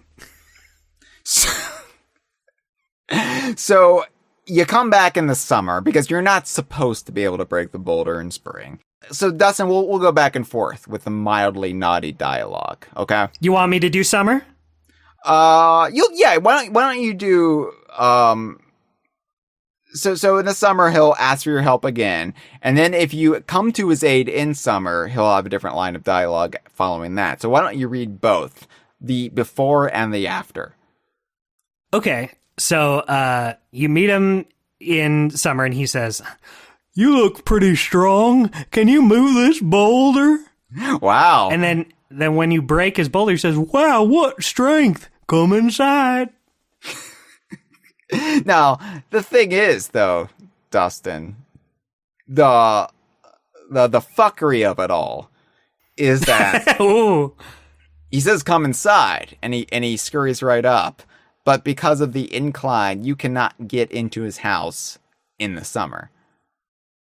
That's so fucked he would say that to you, knowing fully well you can't get in. He probably doesn't know because he lives beaver life, right? Like, He's so used to it. He's used to it. He doesn't realize that this bear and this bird, they're not equipped to make the absurd trek upwards into his tree home in the summer.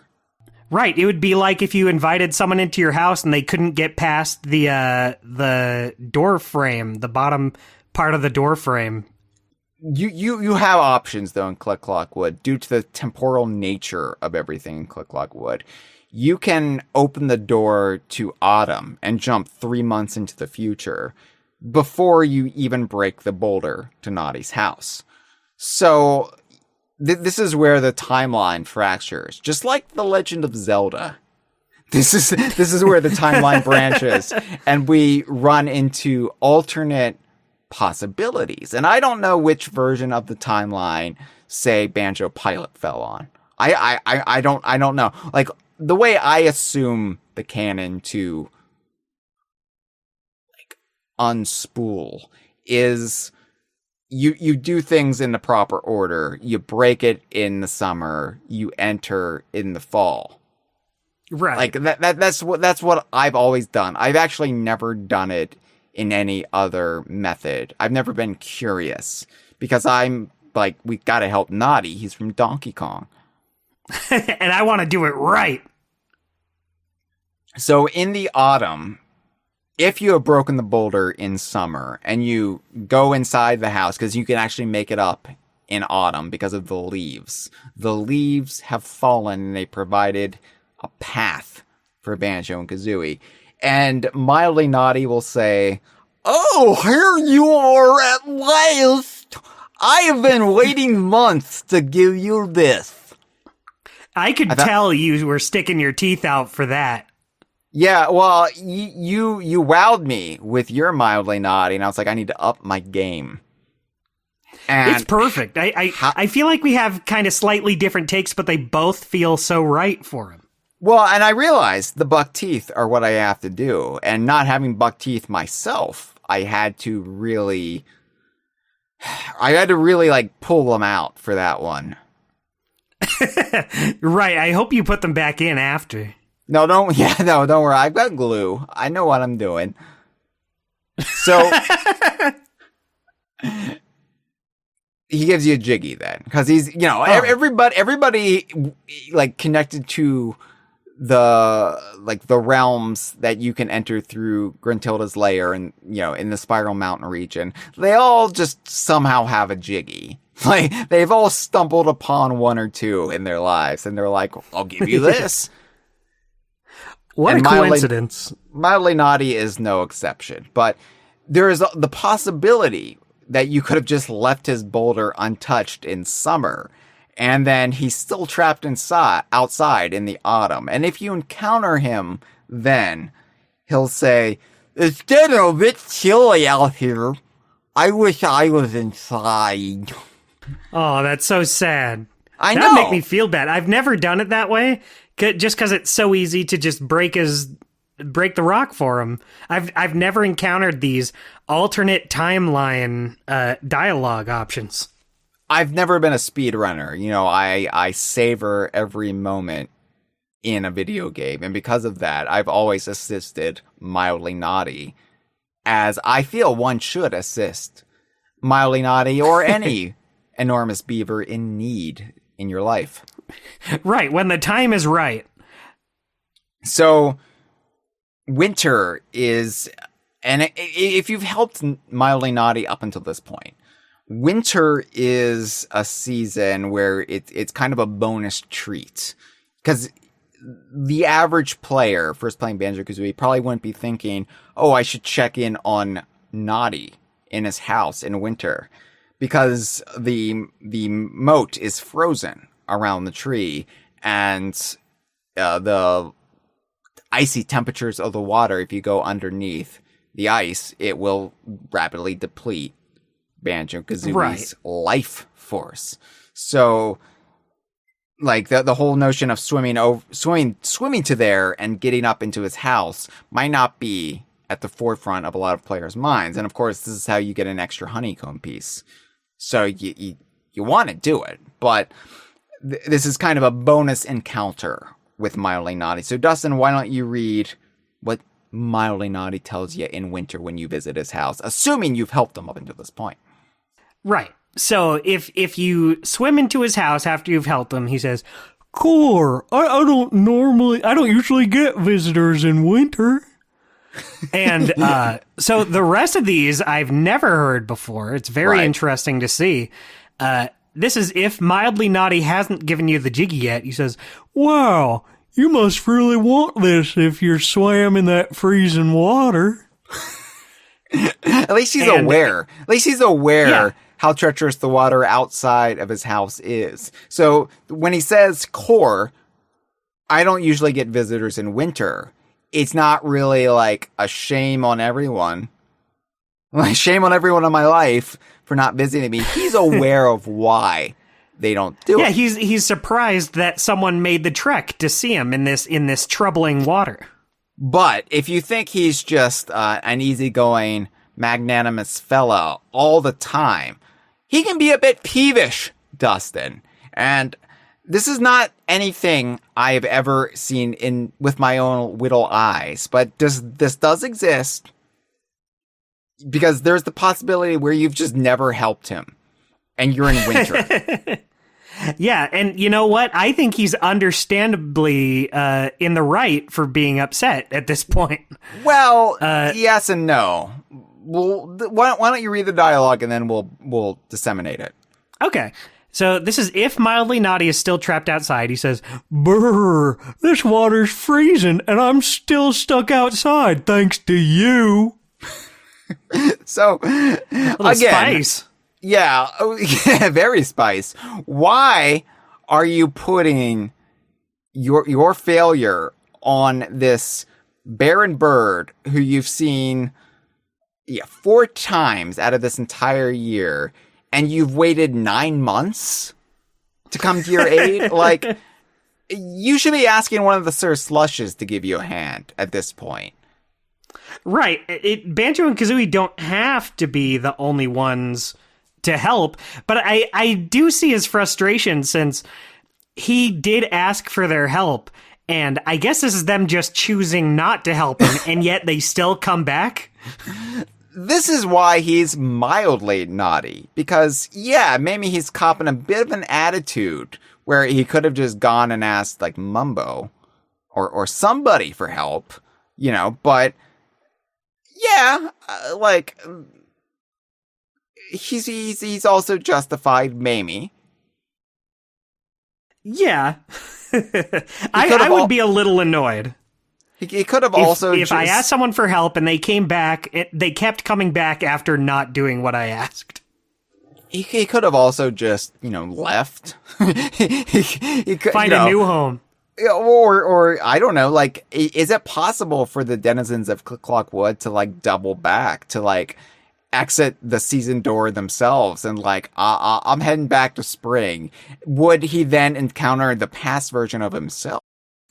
He's like, whatever you do, you have to be a little more convincing to this barren bird that show up. Really get him to help you, because I am stuck in this water and it sucks.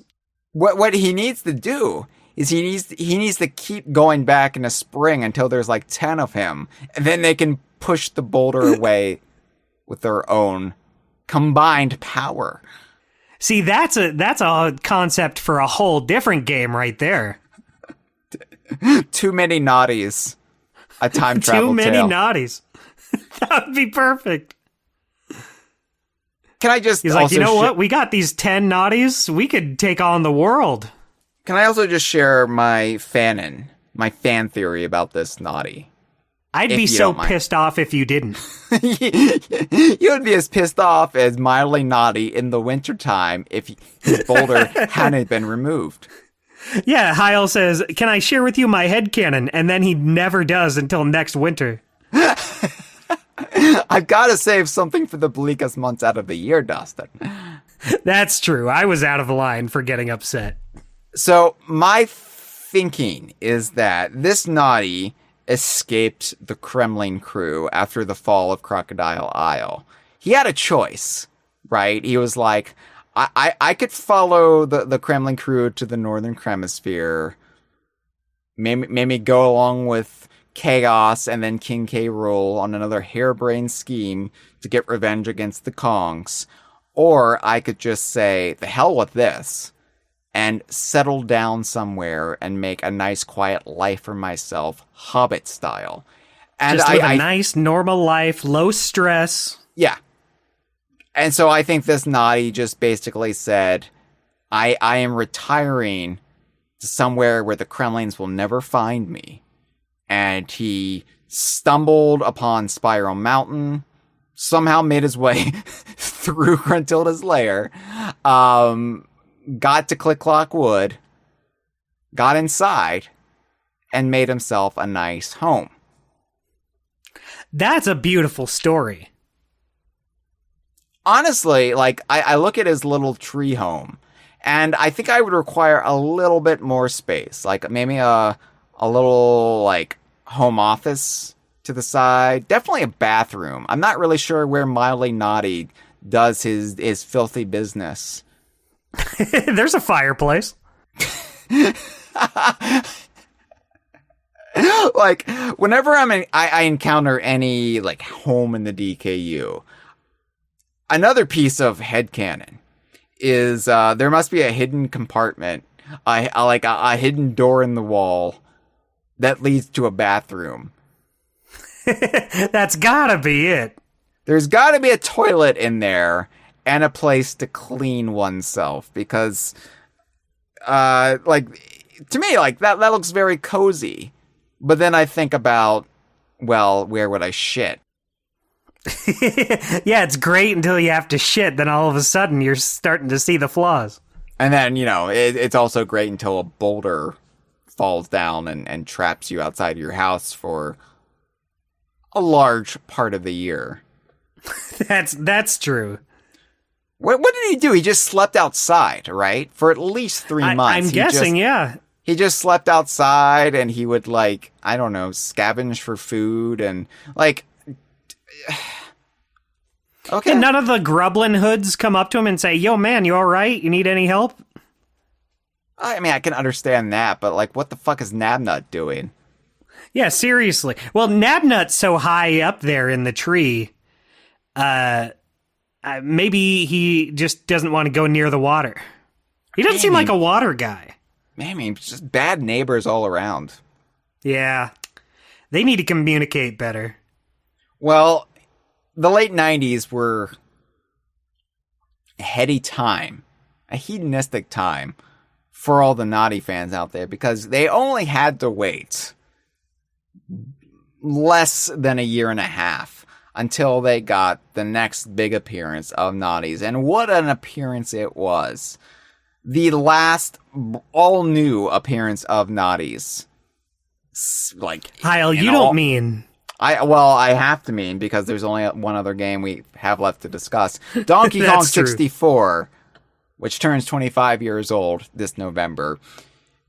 Donkey Kong 64 went back to the well for, like, a lot of original concepts from that first Donkey Kong Country game. It did sprinkle in things from Donkey Kong Country 2. It was going to have some elements from Donkey Kong Country 3 in there at one point in time. Recoils were going to be in there. That's interesting to me that no DKC3 elements really made it into the final game, considering the team that did 3 went on to 64 afterward. It wasn't a 1-to-1. Like, this is the whole DKC3. I like, at one point, Donkey Kong 64's team, I think, was more comprised of DKC3 veterans, but then when it had the big rethink, when George Andreas came in as the new project lead and things got shuffled around, I think it lost a lot of its carry through. Like, what elements from DKC3 were going to come back were kind of excised by that point. But right. Yeah, I think they were thinking, we want to go back to, like, the basics, which isn't the first time this has plighted Donkey Kong fans. But, you know, like, let's have characters mostly from the original game. baddies, mostly from the original game. We'll have new ones in there as well. But we'll only bring in characters or concepts from the sequels where it feels appropriate or where they're just the best option. So, like, Clobbers and Kabooms were in there. We had, like, Puffed Ups and Shuries, but... Were Puffed Ups in DK64? Yeah. Yeah, they looked a little bit different, but they're in there. Okay, I was thinking of the ones in 2E. Well, I mean, though the ones in 2E are basically from Donkey Kong 64, or maybe vice versa, but they are Puffed Ups, and of course there's Puff Toss, the giant boss version. Right, that's true. Yeah. But yeah, Gnawties came back in spectacular fashion, and once again, they were the first enemy really encountered in the game. But with Donkey Kong 64, most of the Gnawties you encounter are of the large variety. They're big boys. Yeah, like, there are little Gnawties, little regular Gnawties in the game, but they're special circumstances. They're... Right. I think they're mostly confined, or really only confined to the infamous bonus stage, Beaver Bother. Oh, everyone's favorite. Everyone's favorite. And in little cutesy cutscenes, if you get 101%. But the standard Gnawty that you'll encounter in the game, they're blue. Dustin, they went back to the Donkey Kong Country box art and they said, we fucked up. We have to put blue Gnawties in this, or the integrity of the Donkey Kong series, the Donkey Kong universe, in fact, all of Rare will fall by the wayside unless we correct this. Nintendo will never want to buy us in a couple of years if they notice this blunder. I was just picturing they pull out a photo of it before they put the blue Gnawties in. They pull out a photo and it has like Mario, Yoshi, and Link, and you see like Yoshi and the others starting to disappear. Yeah. The only way we can fix this timeline is make it so our mom doesn't want to have sex with us. That would be a weird start to the DKU, you got to admit. Yeah. I mean, this is also going to be a plot of the Gnawties time traveling in Cliff Block Wood. Yeah, but they're enormous in Donkey Kong 64. And they're huge. This kind of creates one of my problems with Donkey Kong 64 in that you can jump on a lot of the baddies in Donkey Kong 64, but the physics are kind of janky because the proportions are just off, and you're not really led to believe you can jump on them because the very first enemy you encounter is just a large Gnawty. Yeah, plus they give you so many other good attack options anyway. Like, as a kid, I never thought to jump on them. Right. That being said, I do like the way Gnawties look in Donkey Kong 64. Yeah, I like them. They do a good job of, like, using the polygons to do a fairly faithful recreation of the way the ACM models of Gnawties looked in the first DKC. I agree, and their expressions convey maybe a little bit more happening upstairs with these ones. You're saying they have a little bit more sinister agency behind them. Yeah, exactly. Like in the first game, you could kind of believe that maybe these Gnawties are just on autopilot. Like they're coming at you and they do hurt you, but they're wall-eyed. They're just kind of walking around. These ones go out of their way to come get you. Yeah. They actually live up to their name a little bit more. You're like, yeah, these are beavers that are up to no good. They're actually reveling in their ne'er-do-well status. And I think they've earned it at that point. Sure. You know what? We met the nicest Gnawty the previous year, so it's about time we meet the Gnawties that are just little shits. Exactly. They had a little time off. They're back in full force. They can have this little time to shine. Well, they don't get a lot of time to shine because outside of their appearances, just as like the large Gnawties that Donkey Kong and friends have to defeat, they're also, again, in Beaver Bother, where they do appear in smaller form in Beaver Bother. They're like the little blue Gnawties as seen on the DKC box art, but you have to chase them around as a claptrap into a hole in the ground, in a hole in the barrel where the bonus stages take place in Donkey Kong 64. And of course, people hate Beaver Bother. It's an irritating mini game for a lot of people. I think. Oh, you go ahead. Tell us. Well, what I was going to say. I think the hate's a little bit much. Because I agree. If you get the hang of it, if you know how to like lead the Gnawties to the hole, it's not that bad. Yeah, I think where I come from on it is annoying. I don't necessarily have fun playing Beaver Bother. But the thing is, there's mini games that are so much worse in that game than Beaver Bother. You know that one where you're like on the track and you have to like move over to the different path to make sure you don't get hit by the TNT barrel or whatever? I do know that one, Dustin. Hate those. Hate those so much. Way worse than Beaver Bother.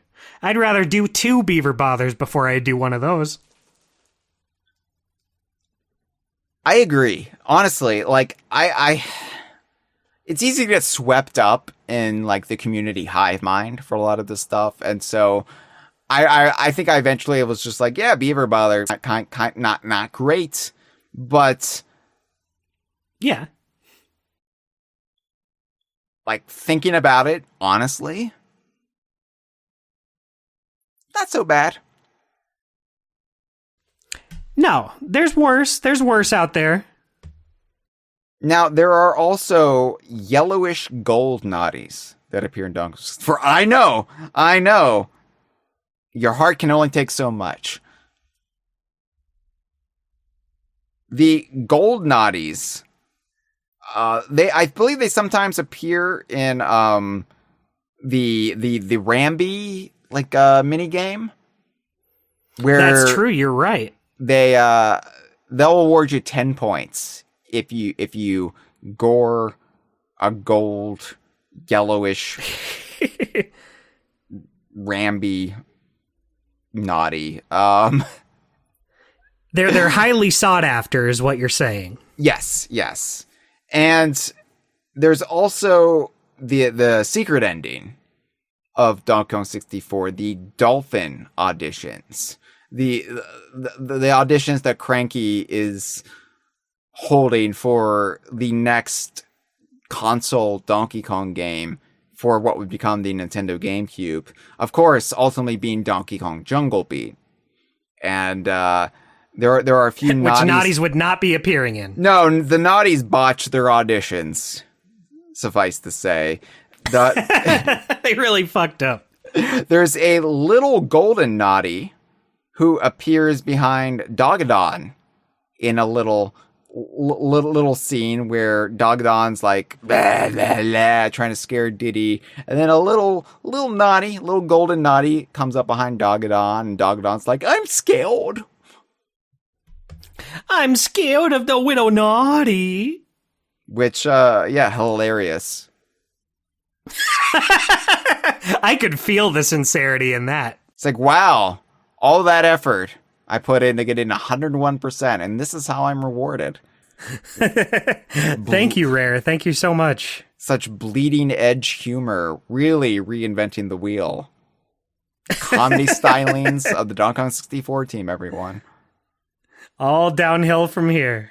Gnawties also are singing at one point. You've got little versions of the blue ones, little versions of the golden yellow ones, and a large golden yellow one, because why the fuck not?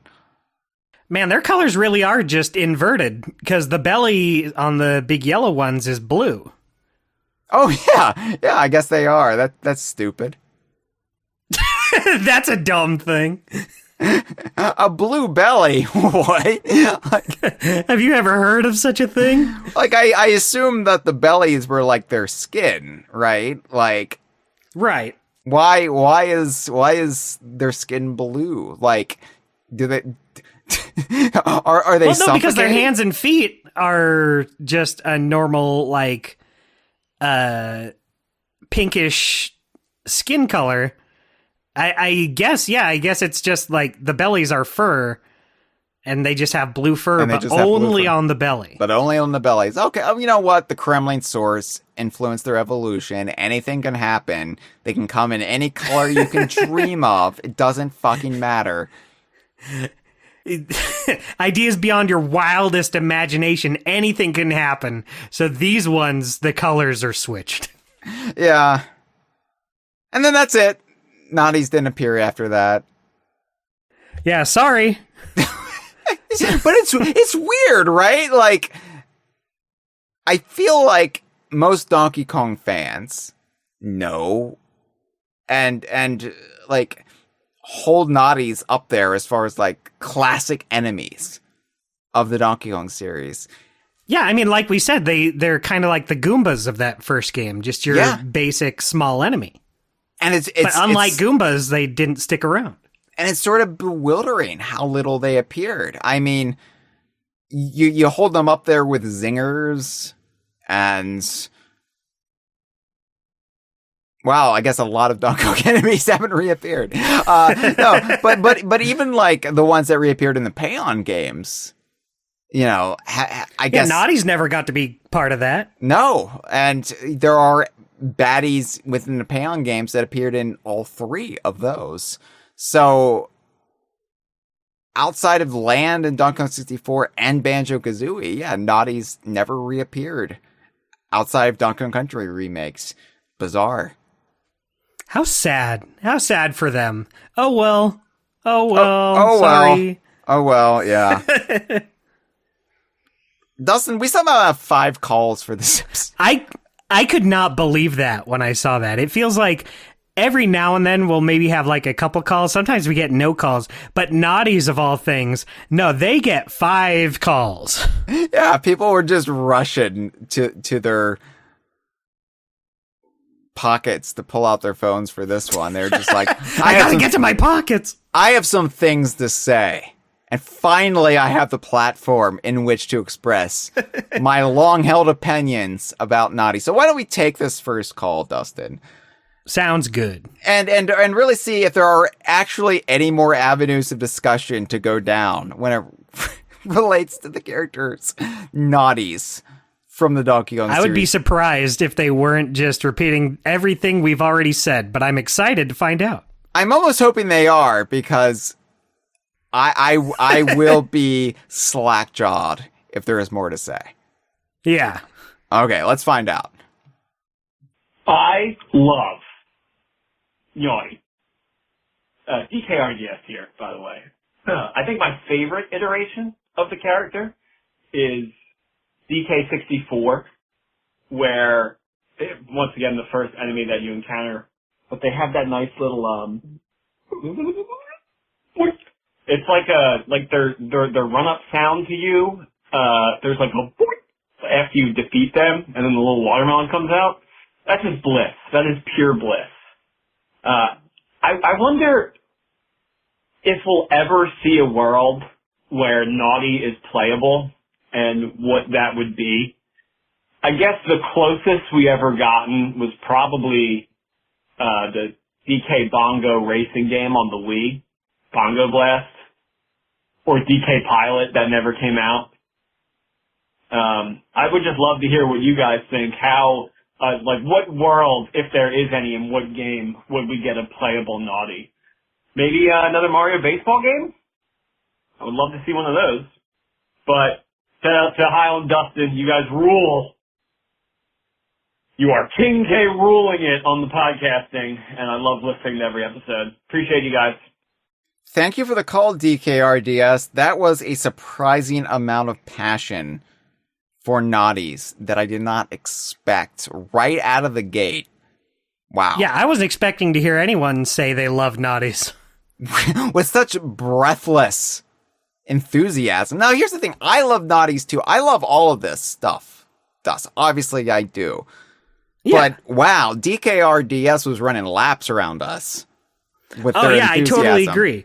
Yeah. And I love the call. I hate to say it, I don't think Gnawties will ever be playable.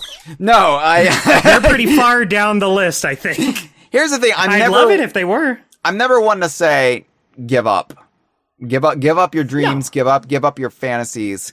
I long for the day where we could have just a full-on banquet of Donkey Kong related games where the possibilities are endless for what we could get. Like the same enthusiasm we felt at E3 2001 when all those games were announced, and we were like, the future of Donkey Kong is burning bright.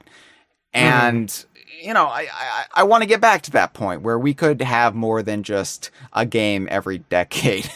But we could get a spin-off every now and then. Yeah, exactly. Like a nice blend of here's the big jaw-dropping Donkey Kong game for the console, but here's these side games a la Payon. Yeah, we're really missing stuff like that. Games that are DK games that are on a smaller scale. Then again, I feel like we're missing DK games in general now. Yeah, we're basically missing just everything that's kind of required. Yeah, for a we should get video. that part first.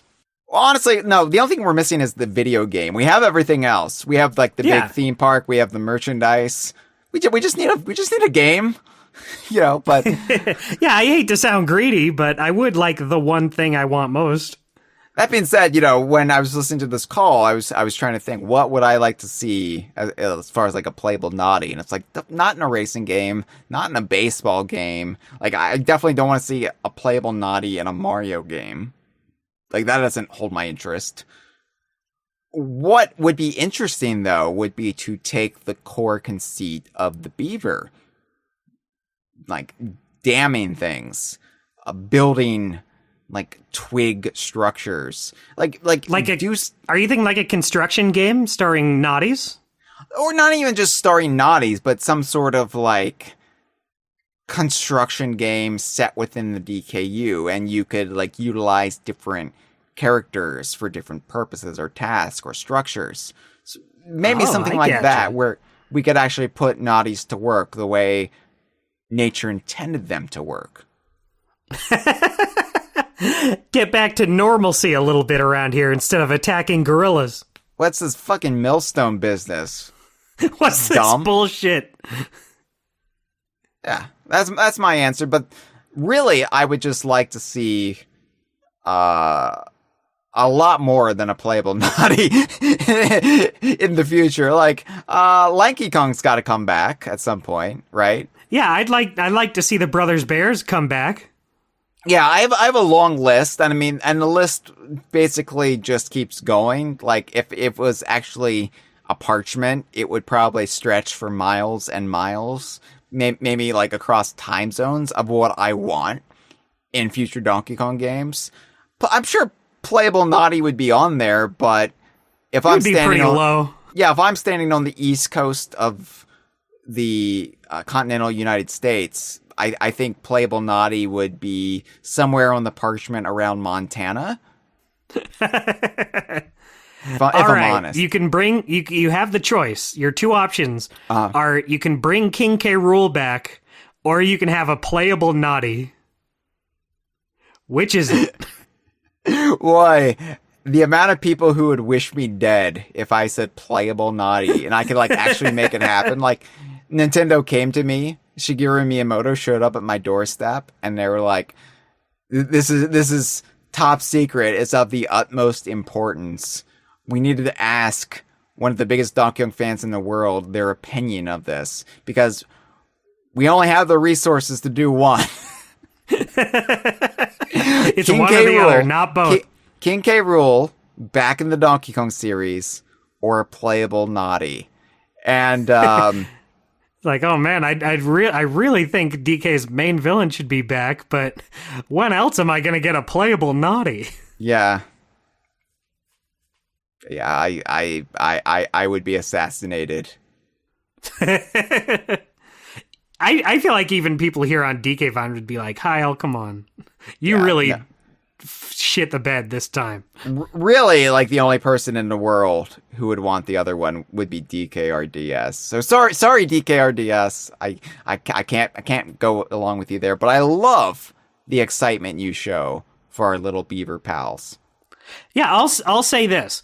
If they, and I don't think this will ever happen, but if they just like decided, you know what, we're gonna put a Gnawty in the next Mario Kart or the next Mario Party, like, even if those wouldn't be my first choices, I'd still be like, oh, that's neat. That's a bizarre choice. I think that's the thing, though. It's like, I never wanted a Gnawty in Click Clock Wood, but I was But you got him. I was tickled pink. No, I was tickled blue on my belly. Oh, with a Gnawty and Click Clock Wood. So it's those little surprises. I never wanted TT and Sea of Thieves until I saw TT and Sea of Thieves. Like, that would be a stupid thing for me to campaign for, to wish for, had it not actually existed and been beautiful. Yeah, so now imagine seeing, like, Super Mario Party Jamboree, the new trailer, like, they just announced Pauline is going to be in the game. What if the next trailer is Gnawty? It's presented just like that. Gnawty! One word, Gnawty. Enough said. Hi, I'm Gnawty. I'm in Super Mario Party Jamboree. Let's play a board game. Mario's like, who the hell invited that guy? Like, what the fuck is this? Get this. I don't even know what this is. Get out of here. It's like, I have to know the characters in my game. It's in my contract. I don't know who this little fuckwad is. Get him out of here, or I'm walking. Ew, it's like some sort of weird freak. Look at that tail. Ew. All right. Well, thank you for the call and the genuine love for the Gnawties, DKRDS. Yeah, thank you. Let's play our second call. Hi, this is Hyle. I don't really have much nostalgia for Gnawty as you guys, since I didn't play the original trilogy-wise and don't. I grew up in the Returns era, and however, you guys, Smash Bros, and the general DK community have made me a big fan of the Kremling. So I've been wondering, how important do you feel the other mooks are? And, like, you've made it clear that the next DK game really needs to bring back Cable and Kremling, which I agree with, though I am curious if, besides the Kremlings, you feel like there are any enemies that should be ever present in these games, like how the Goombas are in every mainline Mario except Mario 2, USA, and Sunshine. Or do you guys want to avoid having any ever-present minions? As there are advantages and disadvantages to both approaches. I'm curious what you guys would think. Well, thank you for the call. I don't really care. It's not a show. So this is the complete opposite end of the enthusiasm scale. I really like that we decided, you know what? We're going to do a podcast where we talk about the Gnawties. And then the whole episode is saying, yeah, you know, they're beavers, I guess. I don't care if they come back. Well, this is what makes them so fascinating, Dustin, because, like, why? Why are they beavers? Why are they so iconic? And why don't they matter? It's a paradox. It's a series of contradictions. And it's just confounding to me as a Donkey Kong fan, and I love it. It's like, why are they in Banjo-Kazooie?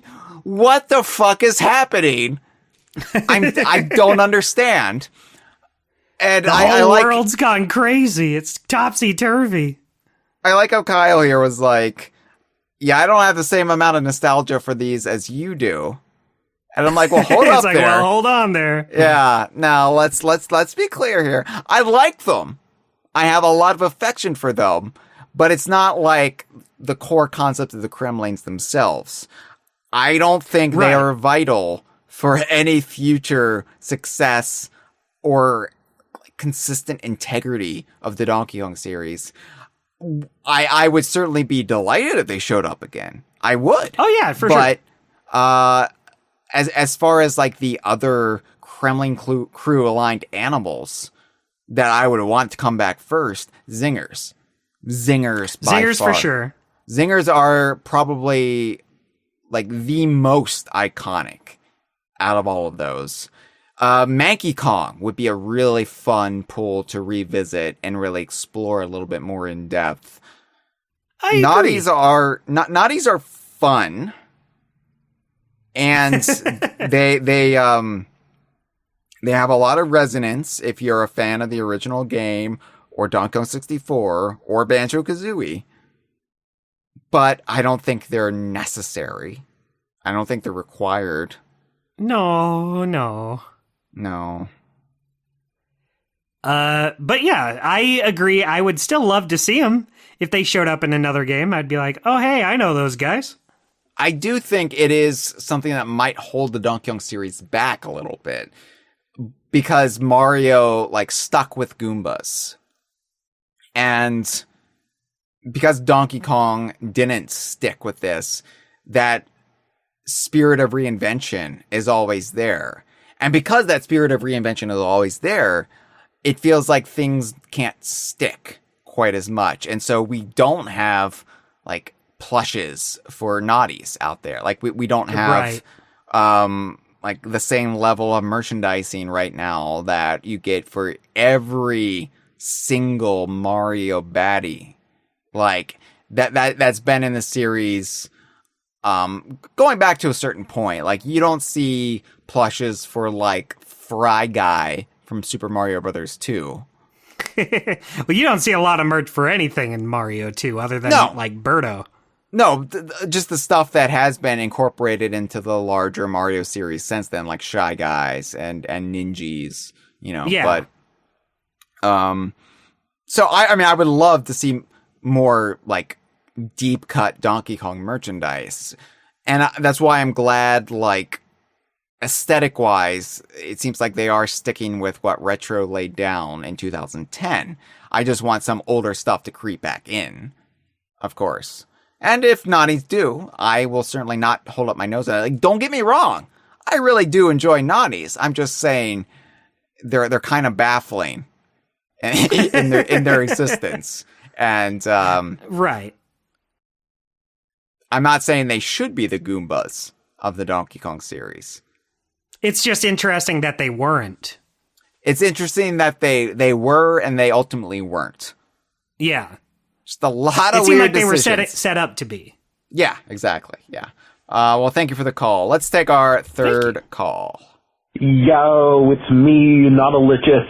I'm the host of the Very Naughty Experience, the biggest podcast related to Very Naughty on this beautiful planet of ours. And I'd like to talk to you today about why Very Naughty is obviously the best Naughty, and in fact the best Donkey Kong villain, period. So, first of all, it's practicality. It's what makes sense. Okay, the Gnawties are really the face of what is threatening Donkey Kong Island. Okay, the Kremlings, they're flashy, they got military equipment, but no, they're relying on masses of Gnawties to get the job done. They're true working class heroes.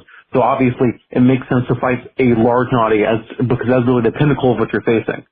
And so you might say to me, okay, what about Really Naughty? Really Naughty has more attacks and stuff. It's way better. But flashy, okay? It's just jumping up too high. That's not what beavers do in reality. We know that beavers actually just jump and try to attack chimps and gorillas.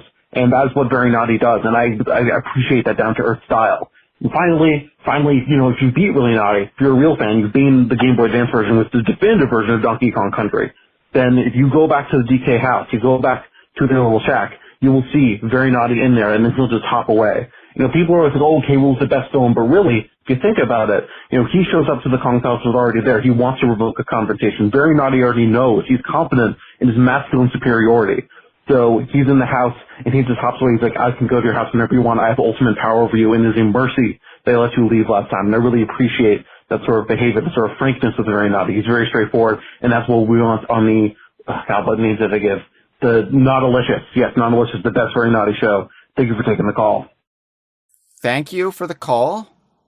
I feel such tonal whiplash, Dustin. Yeah, was that called, like, angry at us? No, they loved Very Naughty. We're just talking about how, we like Naughty, but I'm not saying, like, we have, like, this burning passion for him. And our second caller, Kyle, was just like, yeah, Naughty's whatever. And then, all of a sudden, come in with the third call. It's like, Very Naughty is the greatest character in all of fiction. Which is true, don't get us wrong. We were making a joke about, like, what if I just did a Naughty podcast? And then they're saying, Nautilicious here. Very Naughty podcast. Yeah, that's cinematic parallels. I'm impressed with the vim and vigor of that 1 minute, 40-second call. Also, I don't want to question anyone's taste, but I feel like very liberal use of the words definitive version. Again, everybody's life experience is going to lead to a different opinion, and I can definitely see sure. It being the definitive version for people who, like, were introduced to it, like, via that game. But and I can see some reasoning for it. It has, like, the photos you collect. It has the Diddy time trial mode. It has some bonus stuff that I could see someone saying, okay, well, this is my definitive version of this game. This is the one I'm going to go back to all the time. Hero mode. Yeah, hero mode was in Donkey Kong That's the one. Hero mode is what it's called. Whereas yellow clothes, yeah. That's what heroes wear. I do wonder, we make jokes about it, but what Very Naughty was doing in Donkey Kong's Treehouse. Like, what did he take? What did he steal? Or what did he Donkey leave? Kong? What did he leave? Did he, like, dip his testicles in, like, Donkey Kong's cheese balls? He's not going to have any idea. Why was his fur a different color? The cheese powder. Yeah, there it is. That's the only explanation. There it is. We solved it. Good job, us. Yeah, thank you for the call. You know what? Thank you.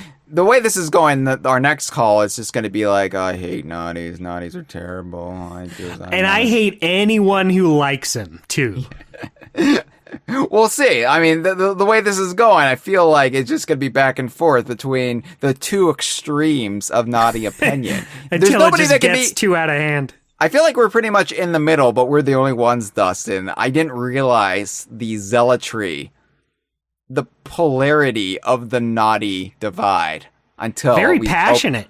Yeah. Wow. All right. Let's hear what they have to say. Hyle, Dustin, this is Flower of the Stars calling in. You both look absolutely gorgeous. You look beautiful. Your loved ones are very lucky to have you in their lives. You knock my breath away, take my breath away, knock my socks off. Let's get into it. Gnawties. These are Hyle's favorite enemy. He goes on every conversation how he loves Gnawties because he is usually on the naughty list, not the nice list for Santa. True story. Gnawties are beavers, which are cool. In all seriousness, I do think it's interesting that even before, like, Rare didn't work, like, weren't able to work on Donkey Kong much anymore. Correct me if I'm wrong, but I would say the use of Gnawties, the DKC trilogy, like, they, use different forms of zingers and obviously Kremlings and even, like, Payon and other spin-offs, like, they brought back, enemies and stuff like that. Gnawties not so much, which I do find interesting considering they are the first, not the first enemy. At least I don't think they are. Either way, they're in the first level, right?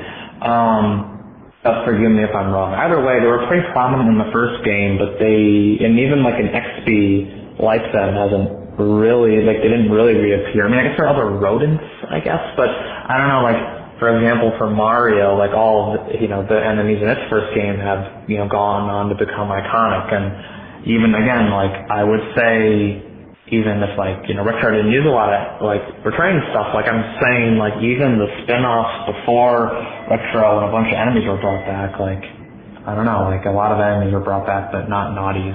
I think that's interesting. Can't say like I adore them. They're fine, but I think Zingers and Kremlings are more cool, but I don't know. It'd be cool if they came back. That's it. Goodbye. Love you. Well, thank you for the call. Yeah, Traveler of the Stars, very neutral on Gnawties. And kind of more aligned with us. Your neutral spelled GN. Very neutral. When you're neutral about beavers, that's how it's that spelled. Would be a good character, too. Very neutral and really neutral. Very neutral. Rather neutral. So... I will posit a theory as to why Gnawties haven't been used more. Why they haven't gone on to be like a iconic mainstay of the Donkey Kong series, on par with the Goomba of Super Mario. It's because they're just beavers. There's really nothing to their design. That little extra flourish that's like, wow, look at that. That's a good theory, Hyle. They're just you look at the Goombas, walking mushrooms that's a gimmick. That is there's a reason for these to be memorable. Yeah. The Gnawties are just beavers. And I like them. I like beavers, but what are you missing out on if you take them out? You know me, Dustin. I love a good beaver. Of course, we're always saying it. Yeah, it's on my business card, and I really like that aspect of the Donkey Kong series, that so much of it is rooted in our own natural world. And that, animal buddies, at their best, they're just slightly exaggerated versions of standard wildlife out there. Like, Rambi is just a rhinoceros. But fuck yeah, I want to ride a rhinoceros like a horsey. I love that rhino. Yeah, and Guard is just a big cartoon swordfish. Winky is just a big jungle frog. And so on. And that's great. That's wonderful. And it works for the heroic characters. But with the enemies, I don't know. It's like maybe people don't want to be walking around stomping on beavers. Maybe that makes them feel Believe bad. it or not. Yeah. And with the Kremlings, they're, crocodilian humanoids. They're a made-up, yet very mythic, very primal bit of iconography. Right. There's a disconnect there, rather than just being like, this is an animal I'm going to step on and kill. Even with, later, Gnawty replacements, like Neeks, they're very exaggerated with their, elongated snouts and, I don't know, they're slightly more gamey in appearance. And, here's a Neek, it's long and flat, you can stomp on it. With the Gnawty, it's just a beaver. It's just a cartoon beaver, and there's really nothing more to it than that. And so I really kind of understand why it's really hard to elevate that into some sort of, grand, iconic trademark of the Donkey Kong series or of Nintendo. Yeah, there's just not a lot about him that stands out. I love them. But I'm also very dispassionate about them at the same time. It's the paradox of the Gnawty, where hell yeah, Gnawty. Oh yeah, you put a Gnawty in Banjo-Kazooie, I'm all about that. Give me more of that. I'm going to lap it up like nectar. But I'm also not going to lose sleep over them not showing up in a game. I have thought a lot about the DKU in my life, Dustin, and you know that to be true. Oh yeah. I have to think about it every day. It's my job now. And I think about things like, I really, really want the Kremlings in the next Donkey Kong game. Or, Once Upon a Time, I really, really hope Dixie becomes a playable mainstay again in the Donkey Kong series. It's not fair she's not around, or, I really, really hope I get a Donkey Kong game soon. But I don't think once I've sat around rocking back and forth being like, are they going to put a Gnawty in the next game? Are they going to put a Gnawty in the next game? I haven't done it. Does that make me a bad fan? Well, I can only care about so much. I'm only human. I have a limited capacity for what I can care about. Now, you put a Gnawty in the next Donkey Kong game, and I'm going to be like, hell yeah, let's celebrate. We're going to do a little jig in the streets. But if that doesn't happen, I'm not going to be like punching myself in my nether regions, crying and sobbing, and writing hate mail to Nintendo. I'm not going to do it. Right. I think the thing is, we over the years, we've been spoon-fed returning elements to these games. We don't even have Kremlings right now. I mean, we do. Gnawties are high up on the list? Yeah, but not in, like, DK games. No, but King K. Rool was in Super Smash Bros. Ultimate. Yeah, which is great. As being memory hold a little bit, people are being very dramatic because of the theme park, and I'm just like, well, yeah, no, like King K. Rool just came back, calm down. But right, I just mean like specifically in terms of a new DK game, it feels like sometimes there's bigger fish to fry. Like with Tropical Freeze, we had to wait until Tropical Freeze to get Dixie and Funky Kong back. I think it's a pretty long list, and the Gnawties are not that far up on that list compared to other things I would like to see come back. That's true. Had we remained consistent with the cast, like not even talking about Rare, but like through the buyout era, through Payon giving us like those dopamine highs of, oh my god, they put Wrinkly Kong in this. Oh my god, here's a Click Clack from Donkey Kong Country 2. Here's Copter. Here's Copter, right? Like, had Payon made a fourth game and it was like, and here's a Gnawty, we're like, oh yeah, Gnawty hasn't been around in a while. Cool. Yeah, that'd be awesome. I'd love to see it. But yeah, we're at a point now where you're right. Gnawty's going to be down the list, like all the way at Montana. Yeah, on he's in the list. Montana zone for sure. Yeah, so like again, I really do like Gnawty, just like I like most elements from the Donkey Kong series, and indeed the entire DKU. But also, I don't really care. Yeah, I'd feel just about as excited as seeing a Gnawty come back as I would maybe any other enemy from these DKC games. Yeah, that's it. That's pretty much it right there. Like, put a Squidge in there, and oh boy, I think the novelty of the Squidge would be like probably more impactful, considering we have not seen Squidge since Donkey Kong Country. Yeah, like that would be such a deep cut that it would make more of an impression. Gnawties would be, I don't want to call it surface level, but it would just be kind of like, oh yeah, cool. It is one of those things like, oh yeah, sense. You clearly played Donkey Kong Country for 20 seconds. Good for you. Deep reference there, buddy. Very good job. Yeah. Oh yeah, you put a banana in there? Oh, bravo. Bravo. This guy really gets Donkey Kong. Oh my god. Is that a barrel I see? No way. Get out of town. But it was cool when Banjo-Kazooie did it, because, you weren't expecting a Gnawty to show up there. Yeah. When they do it, it's great. All right, one more call, Dustin. Where is this going to fall on the divide between Gnawties are the most amazing thing in the world, and why are you talking about Gnawties, you sick fucks? I'm excited to find out.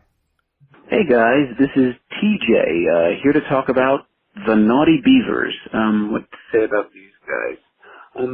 I'll say one thing. I never really saw the Gnawties as evil. I never really saw them as, like, inherently bad guys. Like, I know some of them obviously work for K. Rool, like the boss ones.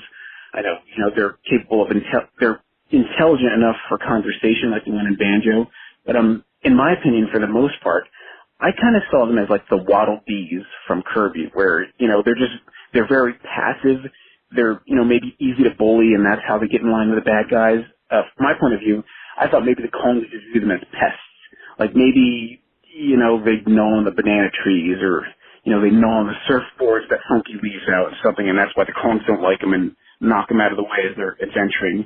But, yeah, I'd say they're pretty iconic.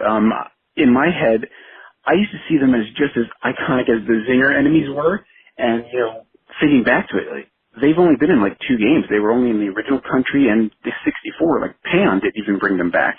They've never been modeled to be Smash Bros. Trophies like Zinger, but, I guess that kind of just shows how memorable they were. I'll say one more thing. Looking at Donkey Kong Country Returns and the animals that game introduced, it never really sat right with me. I never really liked seeing the pigs or the squirrels especially, because it just never, I'm not an animal person, but to me it never looked right to see squirrels and pigs like that in the same jungle as a gorilla. But thinking back, I'm not even sure if it's that common for beavers to be in the same jungle as a gorilla, so I guess Gnawties just kind of got a pass on that from me because I was so young and I never really questioned things like that. But yeah, the Gnawties, I think they're cool. I think Donkey Kong deserves to have, as a series, should have its own version of, the Goomba enemy that's kind of the cannon fodder enemy that, as one of the staff members used to call them. But yeah, I think the Gnawties are cool. I'd love to see them return someday. So thanks for taking my call. Well, thank you for the call, TJ. I like how so many of our callers called in on this episode, Dustin.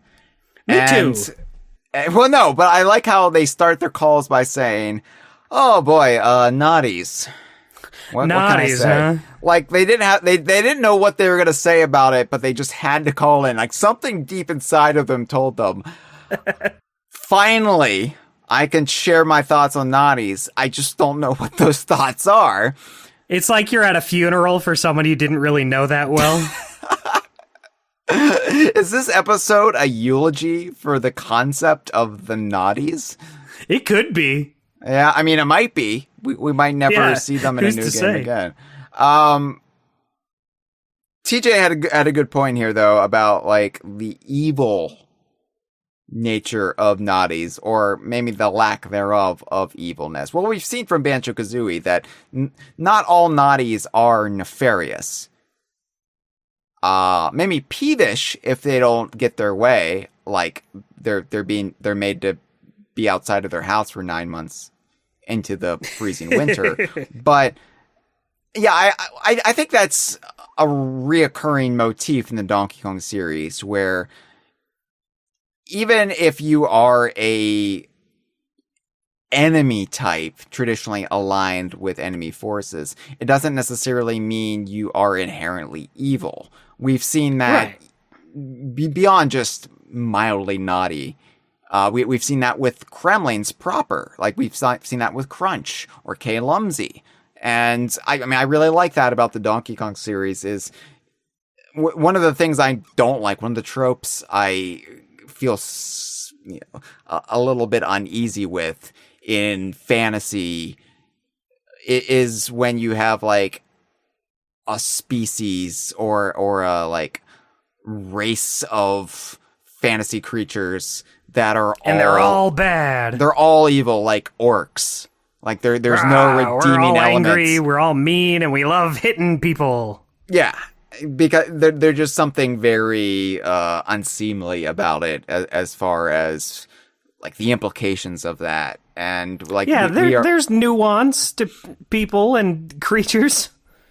Just when people write off whole regions, be it country or state or territory, it's over there, that's how they think. It's just that's not true. You're you brush. think literally all of them think that? I'm sure there are Gnawties you encounter. I mean, there aren't because they're made up. They're fictional beavers in a video game. And they have no agency. But I'm sure if you were to peel away the layers of the fictional world, I'm sure there are Gnawties you encounter in Donkey Kong Country or Donkey Kong Land or Donkey Kong 64 who don't really want to be doing this. Especially Country and Land. I just want to go home. Yeah, I'm sure there are Gnawties who are just coerced into the Kremling crew, and they're like, this fucking sucks. I'm just gonna stroll around towards this gorilla and he's gonna stomp on me or he's Yeah, going I to don't roll even right like through me. bananas that much. So yeah, like that would be an interesting story if we had, we've had some Sea of Thieves novels, we've had the ukulele graphic novel. If we had like canon expanded universe novels or novellas for Donkey Kong, like yeah, like let's do a short story about the third Gnawty Donkey and Diddy encountered. The third Gnawty. The third Gnawty, A Gnawty's Tale. And, really, like, understand their plight. That would be fun. Yeah, no, totally. I'd be all for that. I like when you can take, like, drone characters like that, or, like, not DK related, but I really like how, in the Mario series, they have Toads, and they're all the same, who gives a shit. But then you have Captain Toad. All of a sudden, I'm like, okay, now that's a character. Now that's someone I can get behind. Oh, Captain, my Captain. Dustin stands on the Yeah. table. I'll say it. I'll say it. No, I really like that about, like, Crunch, again. Crunch wasn't just generic critter. I'm Critter, the enemy type from the Donkey Kong series. Crunch was a critter, but he had a name beyond just critter. And he had agency. He had a little arc, a little character arc, which for a mascot racing game was very unique. Like, oh, right. This character in this kart racing game has shown actual growth. Wow. Like, it's not deep. I'm not saying it's like the greatest story ever told, Crunch. Right, but anything is still pretty unique for a kart racer. Right, like in Mario Kart games where you have, like, light blue Yoshi. It's like, what makes light blue Yoshi tick? And you're like, who fucking cares? Maybe there's more to life than just racing on tracks. Most people don't care because it's a light blue Yoshi, and maybe that's your favorite color and your favorite type of Mario character, and you're smashing it together, and that's very aesthetically pleasing for you, so you're all about the light blue Yoshi. But I'm thinking over here, what makes light blue Yoshi get out of bed in the morning? Mr. Blue Sky. So, yeah, I don't know. We're going on about how the only, like, really interesting Gnawties are the Gnawties with identity, like mildly naughty and very naughty. We had a very passionate call about very naughty. And really naughty, who's a slightly better jumper than very naughty, and that's kind of cool, That's something. Yeah, like, I would be all about elevating this random drone Gnawty and giving them an identity and an arc, this unseen character arc. Like, what happens betwixt the levels of Donkey Kong Country? Like, what happened to this random beaver that the Kongs encountered and never thought about again? Where did he or she or they wind up? And I think that would be a really fun thing to do. And Nintendo, if you're listening, if you're going to show up at my door and ask me, playable Gnawty or King K. Rool, I might say third option. Let me write short stories about random Donkey Kong characters. And they're like, well, that was not one of the options, and that's not why we came to you today, but welcome aboard, Mr. Russell. This is not how we've ever done business. You're going straight to the top, kid. Straight to the top. This has been a weird episode, Dustin. I've liked it. I thought it's been really good. But it has been weird. I feel like our feelings on Gnawty have really just kind of been all over. I mean, we've never once this podcast acted like they were anything amazing. But, we're giving them the time. We're giving them the time of day. But this is it's really weird to have an episode where when it gets down to it, we're just saying, yeah, they're okay, I guess. I mean, I think that's a reasonable and plausible point of view to have. Like, we don't know how we're going to feel necessarily when we walk into an episode, right? Yeah. And I think it's kind of cool. I think it's kind of cool to walk out and say, you know what? I'm pretty even about this character. Like, we don't have to have some sort of grand revelation about the beavers from a handful of Donkey Kong games and Banjo-Kazooie. We could just say, what a ride it's been. Yeah, there's room for nuanced opinions. We don't have to say like, oh, every character here is the best character ever, or I hate this character's guts and they don't deserve to exist. There's lots of fodder in this series where things are just kind of fine. Yeah, I think our live stream agrees, because Meme Up, it says, I think I have strong feelings about Gnawties. That's good. Porygon Q says, Gnawties are beavers. I guess that really is what it all comes down to. Yeah? Wow. Scintillating chat we have here. But believe it or not, Dustin, there's a couple more things to address. No way. There have been 2 plausible, albeit not confirmed, almost appearances of Gnawties outside of Donkey Kong Country and its remakes, Donkey Kong Land, Banjo-Kazooie, and Donkey Kong 64. What is this magical, untold 5th or 6th appearance of the Gnawties, you might ask? Well, the most recent one has been not an appearance, and almost a whiff, if you will, of what might be a Gnawty, but probably wasn't, in the Donkey Kong Country Tropical Freeze concept art. Now, the concept art, of course, is unlocked by collecting puzzle pieces throughout the game, and if you get all the puzzle pieces in the Autumn Heights level, Alpine Incline, you will have unlocked for you a piece of concept art of 5 beavers on a water wheel. And, oh my goodness. You're right, there are 5 of them. I counted. I did the maths, Dustin. I crunched the numbers with my scientific calculator made by Texas Instruments. And I said, yeah, those are 5 beavers, all right. Now, that's 5 of them, all right. No beavers appeared in Donkey Kong Country Tropical Freeze. It's not like... This is purely a hypothetical appearance that never ended up happening. It's not like the goat enemies, which were scrapped, but were then later reused as grazing goats on the hillside in the background. It's not like that. They weren't even modeled. These were just hand-drawn potential characters that would have appeared in a possible level. They did not. So we can't say if these were going to be classified as Gnawties. Given Retro's MO at the time, I think it's safe to say that no, they wouldn't have been Gnawties and people would have complained about it. Possibly. Personally, I like to think that they are. Yeah. Just because there's nothing saying they can't be, especially since they didn't make it in anyway. Exactly. It's kind of a boon to the Gnawty aficionado that they didn't make it in, because you could say these are whatever you want them to be, and nobody will change your mind.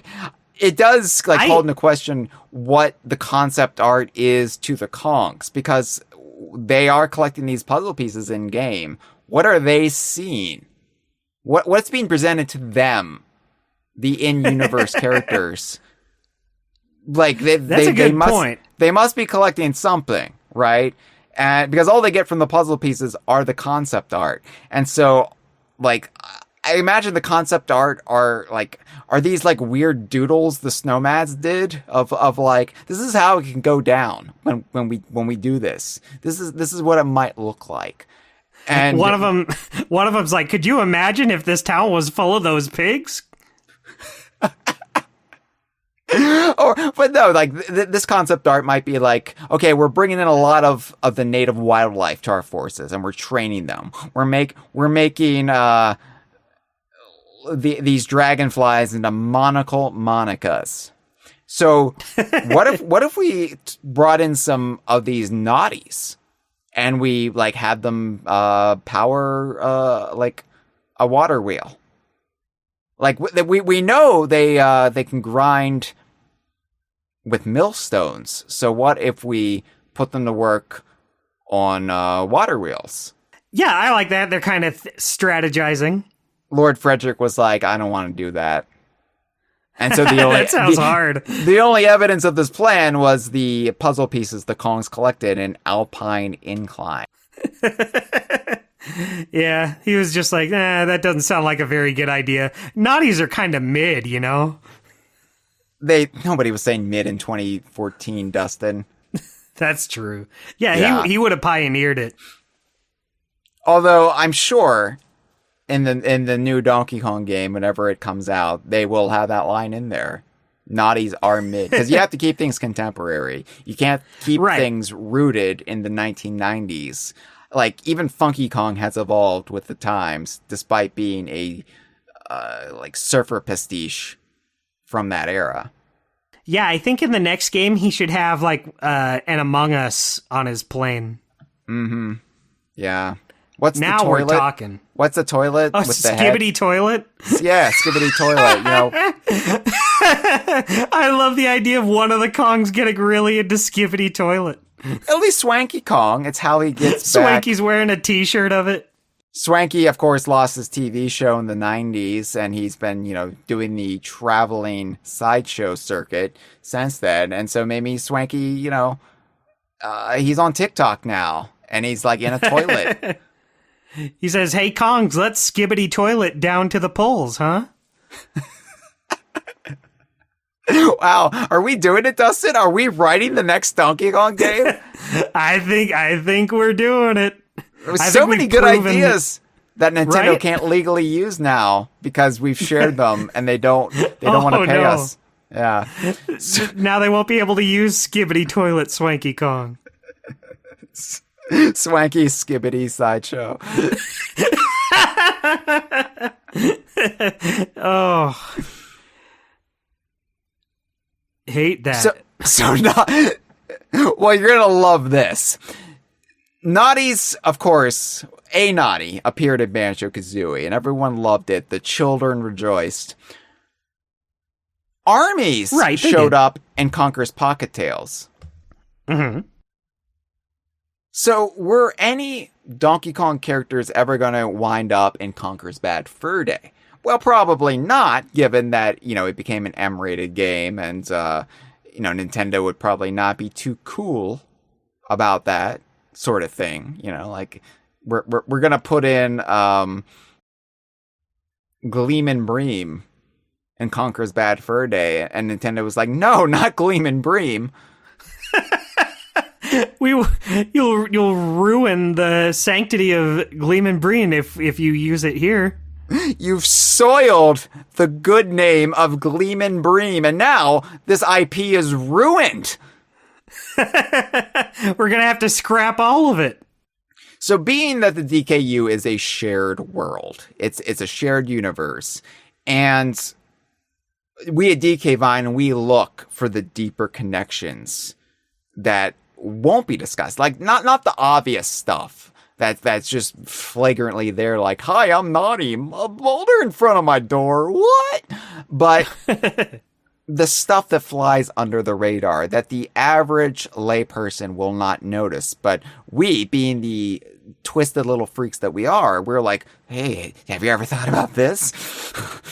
So, in Conker's Bad Fur Day, we all know Conker has a series of idle animations when you leave the controller fallow. Of course. Conker's got quite a bit of them, actually. He does the little yo-yo. He does the yo-yo, he drinks the soda and litters with the can because Conker plays the Game Boy. He plays the Game Boy, although they cut it out of Rare Replay, I believe. Did they really? I think I don't they think did. so. I remember seeing it. Really? Okay. Maybe I'm hallucinating then. It was in Live and Reloaded, although they changed the model, I believe.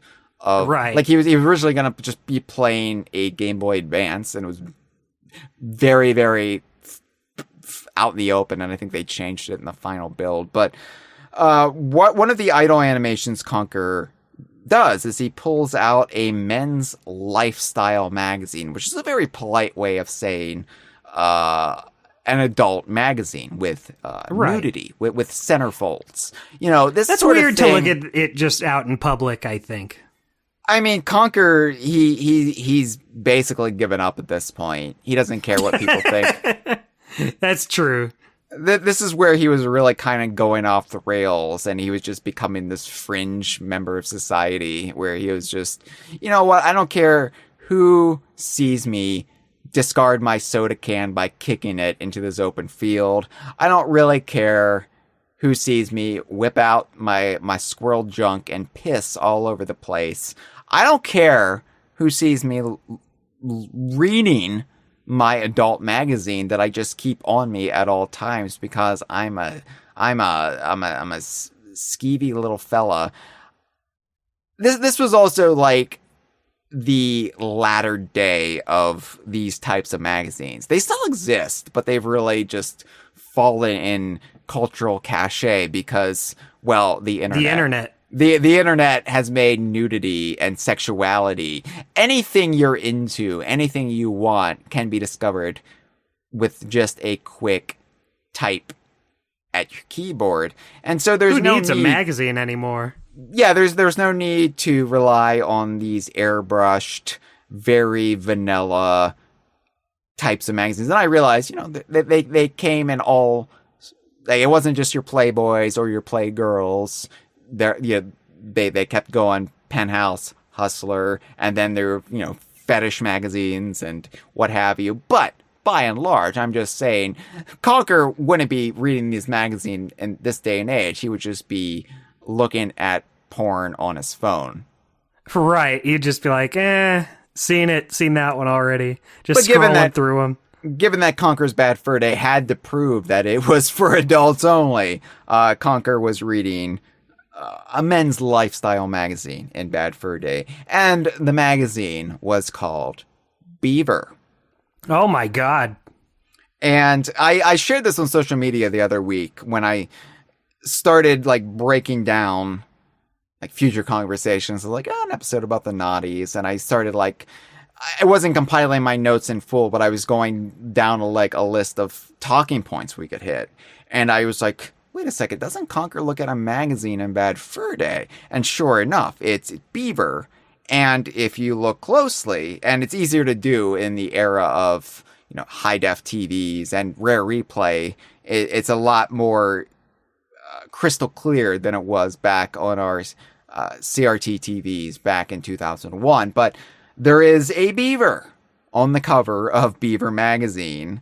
Oh my God, you're right. There it is. A lady beaver who is showing the goods. You can make out the faint outline of breast, I'm assuming.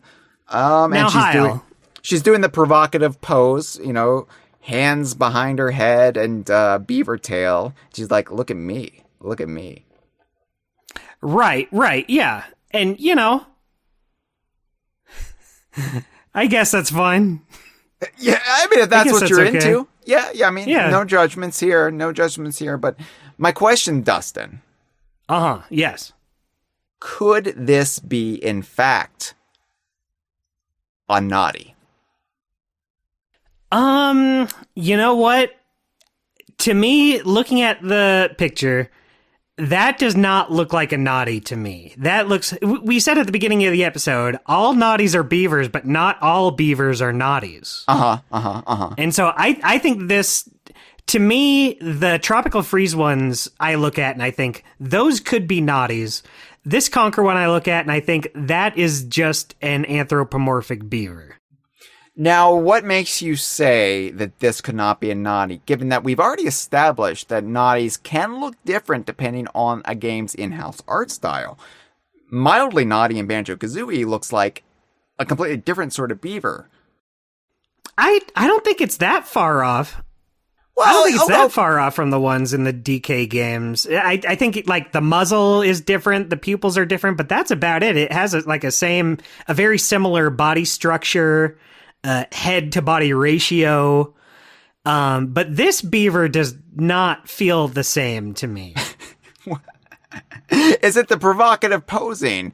Is it the sensuality involved in the naughty? Are you saying that Gnawties, despite their very name evoking a sense of between the sheets level of shenanigans, are you suggesting that Gnawties can't evoke a feeling of eroticism? No. Gnawties can do it, but I think the general shape of the Gnawty is a lot rounder. Like, it's a rounder creature with these little limbs sticking off. This beaver seems a little more humanly shaped.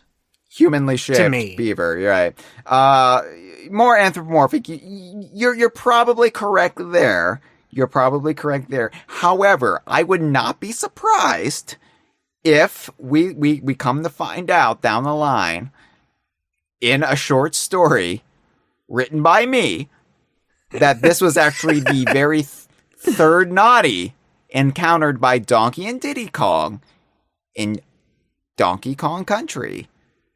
You know what? I would. Oh, sorry. Go ahead. No. Who then went on to pose in the March 2001 issue of Beaver magazine. You know what, Hyle? You're right. I would not be surprised if you wrote that. Because here's the thing, Dustin. Here's one more little fact for you that I have not brought up to this point in reference to the Gnawties. Because we went on and on about the pun, the wordplay at the heart of the Gnawty. You know, a Gnawty is a beaver. Beavers gnaw on trees. But it's also mischievous. Yeah, it's funny if you think about it for a few hours. Here's the thing. Beaver refers to the woodland animal who dams things. Sure. It's also a euphemism for a vagina. Oh my god. You're not pulling my leg on that? Well, I'm pulling something right now, but... This has been a File 2 production. Que rico.